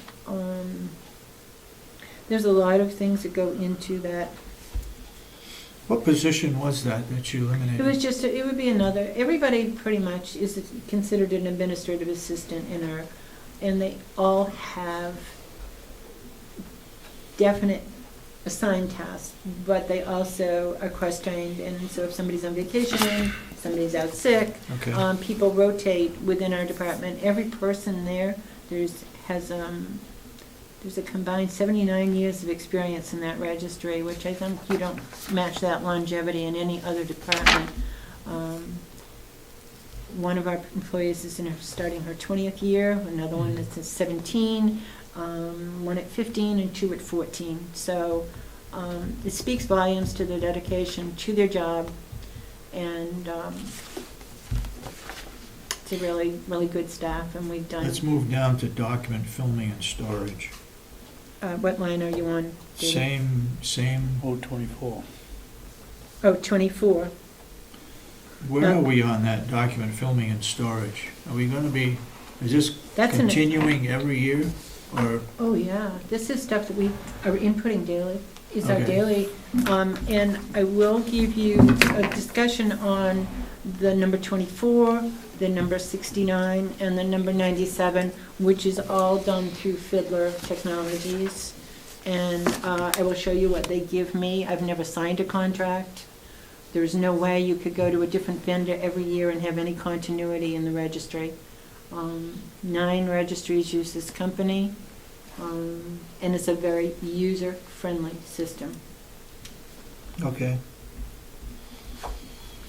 But I Volume do- covers. Wait a minute, I just did the math here, or my machine did the math for me. Yeah. What are you doing? That's roughly a $1,300 a month cost in, or based on the $1,250. previous 2 years. $12.50.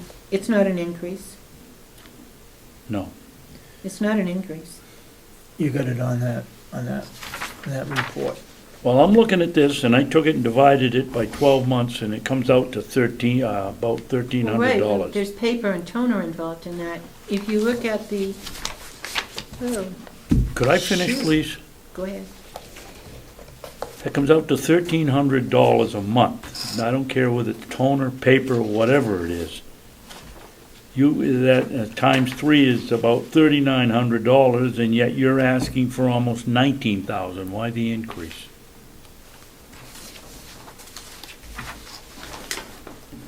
Did I not give you these? She's got it itemized. Where she came up with the 18,718. Under 024? Yeah, under 24. Okay. It's on the top of the page.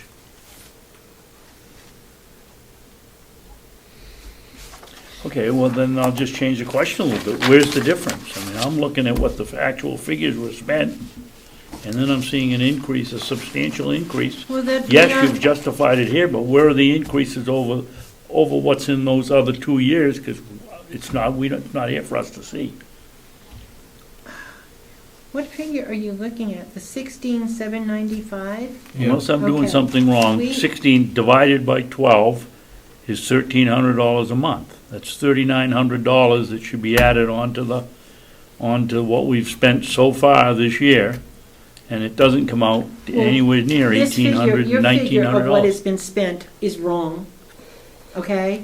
This is not the total figures through 9/30. Well, then What he then took, why is it printed Yeah, as 9/30? Because the September payment may not have been entered in to Fiddler for the 1250. I can't tell you that.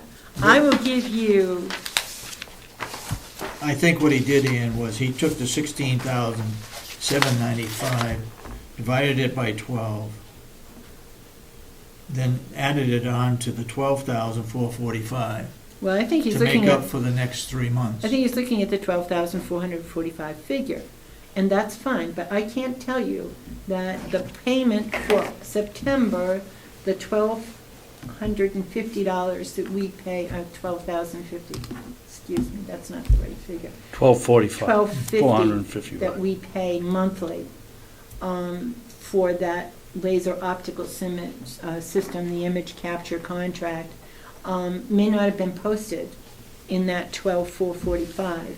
Wait a but- minute. The difference, I mean, don't we have a right when we get these figures and we're figuring a budget, don't we have a right to figure at 9/30/2014 that includes all the expenses up until that time? let me just. Otherwise, they wouldn't have closed the month. Well, just Okay, go bear ahead. with me. Yep. She printed this on the 1st of October. Yep, You might not have signed the checks until that week, and for some of the payments. So that would not show up on this printing until it's been actually processed. So the 12,000 figure could be wrong. That could be correct. Then why aren't we using August 30th as we ought to be working with the last month that we have all the figures on? Since we can't, because since we have to extrapolate here, what good is it to have a half a figure? Yeah, but what happens at the end of the month, there may be some expenses that come into the next month. I understand, so then why That don't they was print it done up before. for the last month of August? Or if we're looking Well, at it could have been- 9/30, yeah. August ought to be complete. We ought to have the last completed month All right, you to talk run with the the people book so that we downstairs. can figure out where we are. Right. 18.7 may be a perfectly good figure.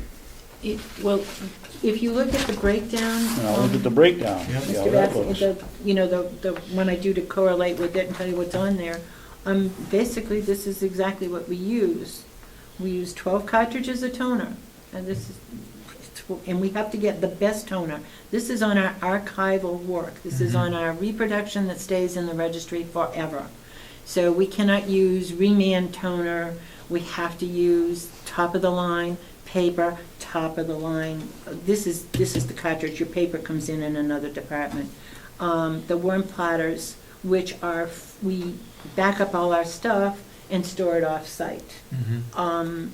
And it is stored at a great savings, because we were paying $1,200 to store it before at Iron Mountain. We've moved it to a safety deposit locker in Conway. Now our things are almost all on CDs. Our microfilms are stored here. in the climate control area of storage. So we are actually looking into moving the safety stuff now, the backup to the branch in Ossipee rather than Conway, because occasionally we have need to go back in and see if anything shows up on those films that are not in our books. So we would like it a little handier, and that cost will go down because we can probably do 2 smaller size lockers. At the time, they were not available when we first made that change, so we had to go to Conway. It would be much more convenient to have it closer, and it would be also cheaper. So that figure's gonna go down, but how much is not gonna be devastating to the budget, whether it's $200 less, is just not gonna. Go ahead, Commissioner. Ann, explain to me, please, we pay $249 each for the toner and 2 worm plats, whatever they are. Platters, those are the CD, they're really the CD. They hold, I don't know how many megabytes or whatever Go ahead. on them.